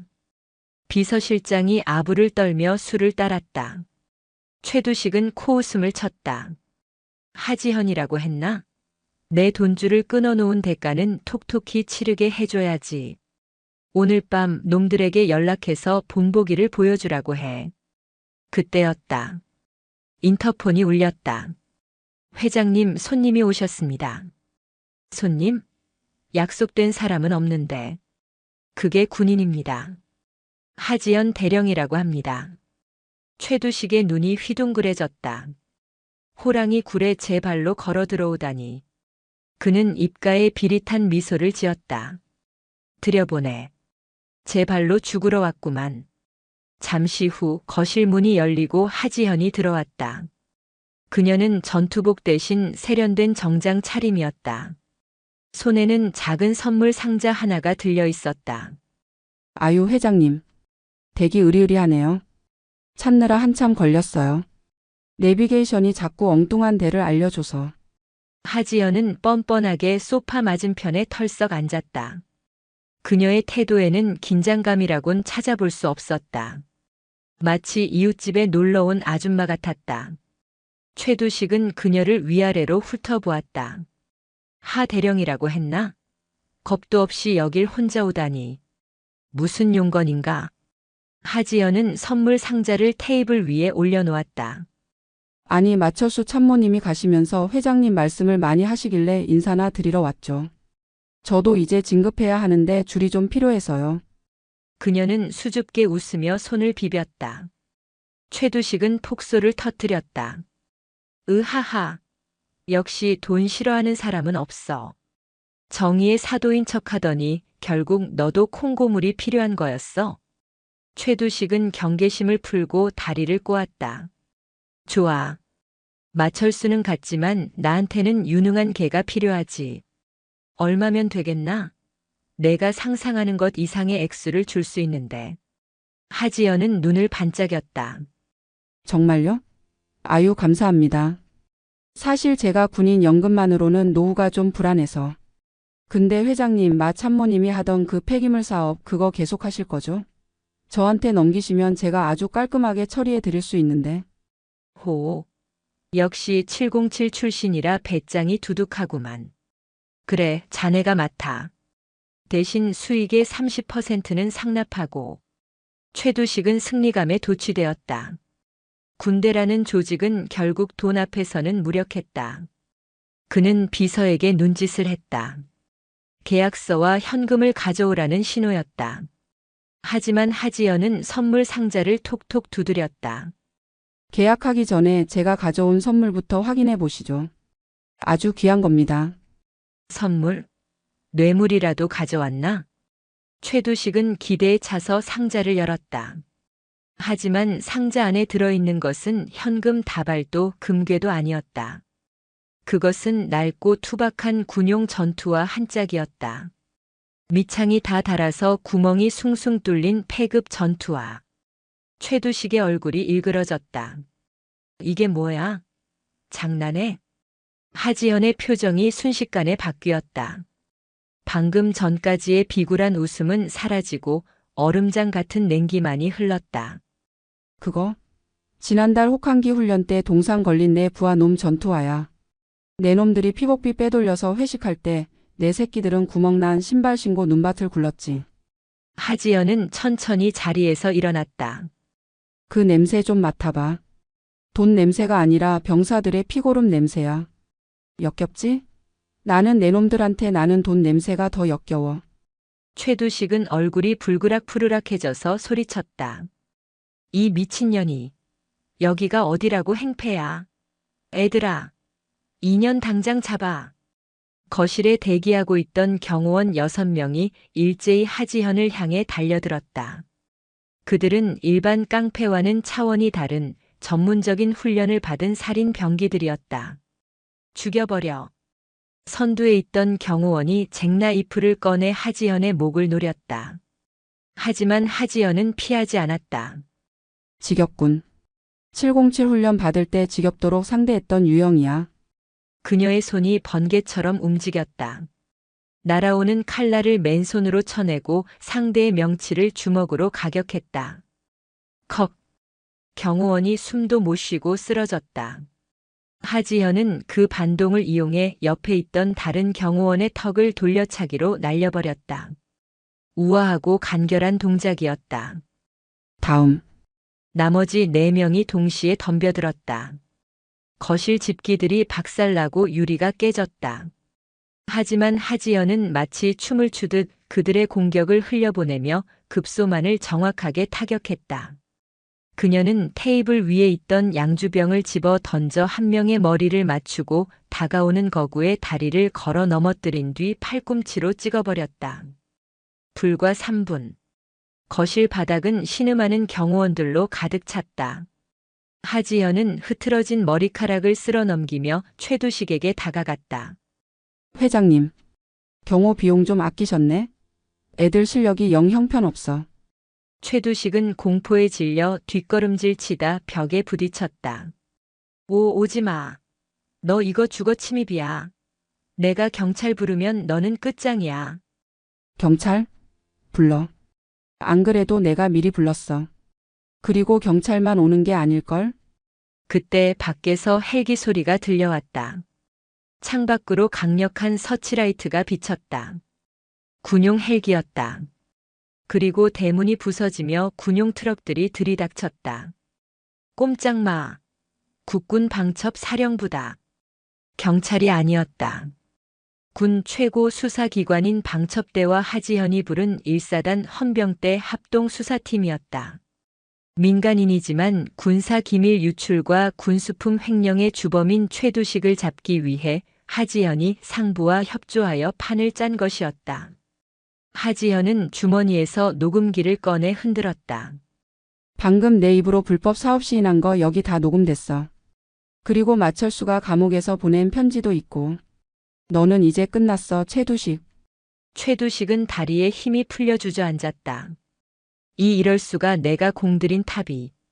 하지현은 쭈그리고 앉아 최두식의 눈을 똑바로 바라보았다. 군인을 건드린 죄, 나라를 좀먹은 죄. 감옥에서 평생 갚아라.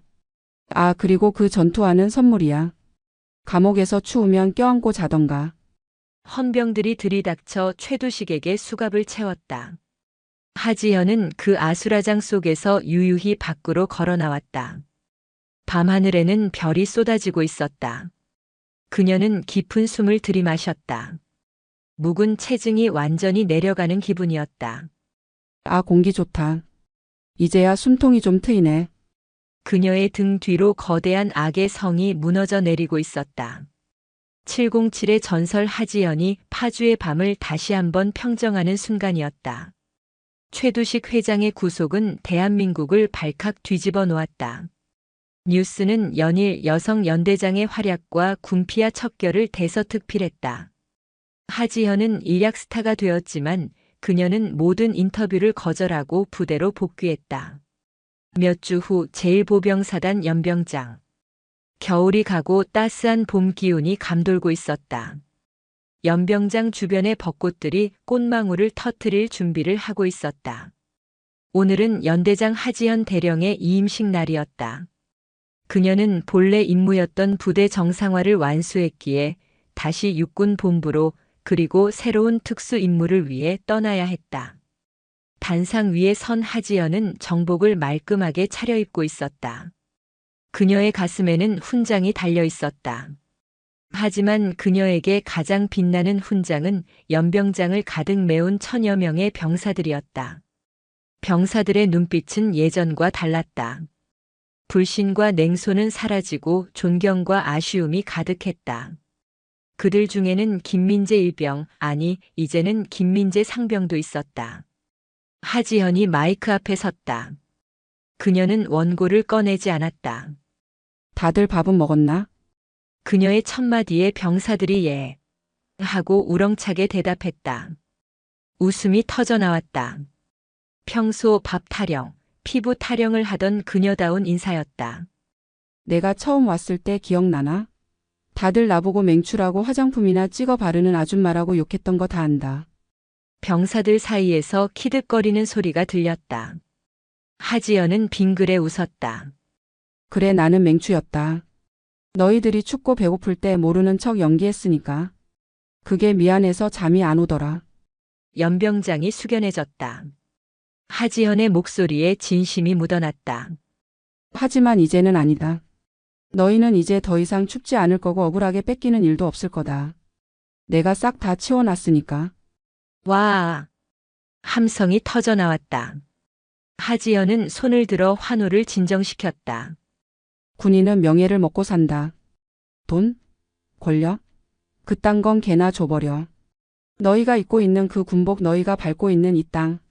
그게 너희의 자부심이다. 707 출신인 나보다 지금 이 순간 철책을 지키는 너희가 더 위대한 영웅이다. 김민재 상병의 눈시울이 붉어졌다. 옆에 있던 박태민도 코를 훌쩍였다. 나는 이제 간다. 하지만 명심해라. 누가 너희를 괴롭히거나 부당하게 대우하면 언제든 연락해. 지구 끝까지 쫓아가서 반 죽여 놓을 테니까. 알겠나? 알겠습니다. 하늘이 떠나갈 듯한 함성이었다. 하지연은 모자를 고쳐 썼다. 이제 마지막 인사를 할 시간이었다. 전원, 차렷, 척. 1000여 명의 병사가 일사불란하게 차렷 자세를 취했다. 군화 소리가 하나로 합쳐져 대지를 울렸다. 부대 차렷. 연대장님께 대하여 경례. 부연대장의 구령이 떨어졌다. 전진. 1000개의 손이 올라가 눈썹 끝에 붙었다. 그 어떤 열병식보다 절도 있고 그 어떤 맹세보다 뜨거운 경례였다. 하지연도 칼같이 경례를 받아주었다. 전진. 그녀의 눈가가 촉촉하게 젖어들었다. 행사가 끝나고 하지연은 지프차에 올랐다. 차가 움직이자 병사들이 도로 양옆으로 도열하여 그녀를 배웅했다. 누가 시키지도 않았는데 병사들은 모자를 흔들며 환호했다. 연대장님, 사랑합니다. 건강하십시오. 잊지 않겠습니다. 김민재 상병은 차를 따라 달리며 외쳤다. 대장님, 나중에 꼭 다시 뵙고 싶습니다. 하지연은 창문을 내리고 김민재를 향해 손가락으로 V를 그려 보였다. 그리고는 작은 목소리로 중얼거렸다. 자식 훈련이나 열심히 해라. 차가 위병소를 빠져나갔다. 멀어지는 부대를 백미러로 바라보며 하지연은 707 흉장을 어루만졌다. 파주의 도로는 한산했다. 임진강변을 따라 개나리가 흐드러지게 피어 있었다. 겨울이 가고 봄이 왔듯이 전진부대에도 진정한 봄이 찾아왔다. 운전병이 백미러로 하지연을 힐끔 보며 물었다. 대장님, 이제 어디로 가십니까? 육군 본부로 바로 가십니까? 하지연은 창문을 열고 봄바람을 맞았다. 아니, 가는 길에 맛집이나 좀 들르자. 파주의 장단콩 두부가 그렇게 맛있다던데. 나 배고프면 사나워지는 거 알지? 알겠습니다. 아주 기가 막힌 곳으로 모시겠습니다. 운전병이 웃으며 속력을 냈다. 하지연은 등받이에 편안하게 몸을 기대었다. 휴, 이제 좀 쉬나 했더니 또 어디선가 썩은 냄새가 나는 것 같기도 하고. 그녀의 눈빛은 여전히 살아있었다. 어딘가에서 정의를 필요로 하는 곳이 있다면 그녀는 언제든 다시 맹추의 가면을 쓰고 혹은 707의 발톱을 세우고 나타날 것이다. 대한민국 육군 최연소 여성 대령 하지연. 그녀의 전쟁은 끝나지 않았다. 단지 새로운 전장으로 전진할 뿐. 차가 벚꽃잎이 날리는 도로 위를 시원하게 달려나갔다. 그녀가 지켜낸 평화로운 풍경 속으로.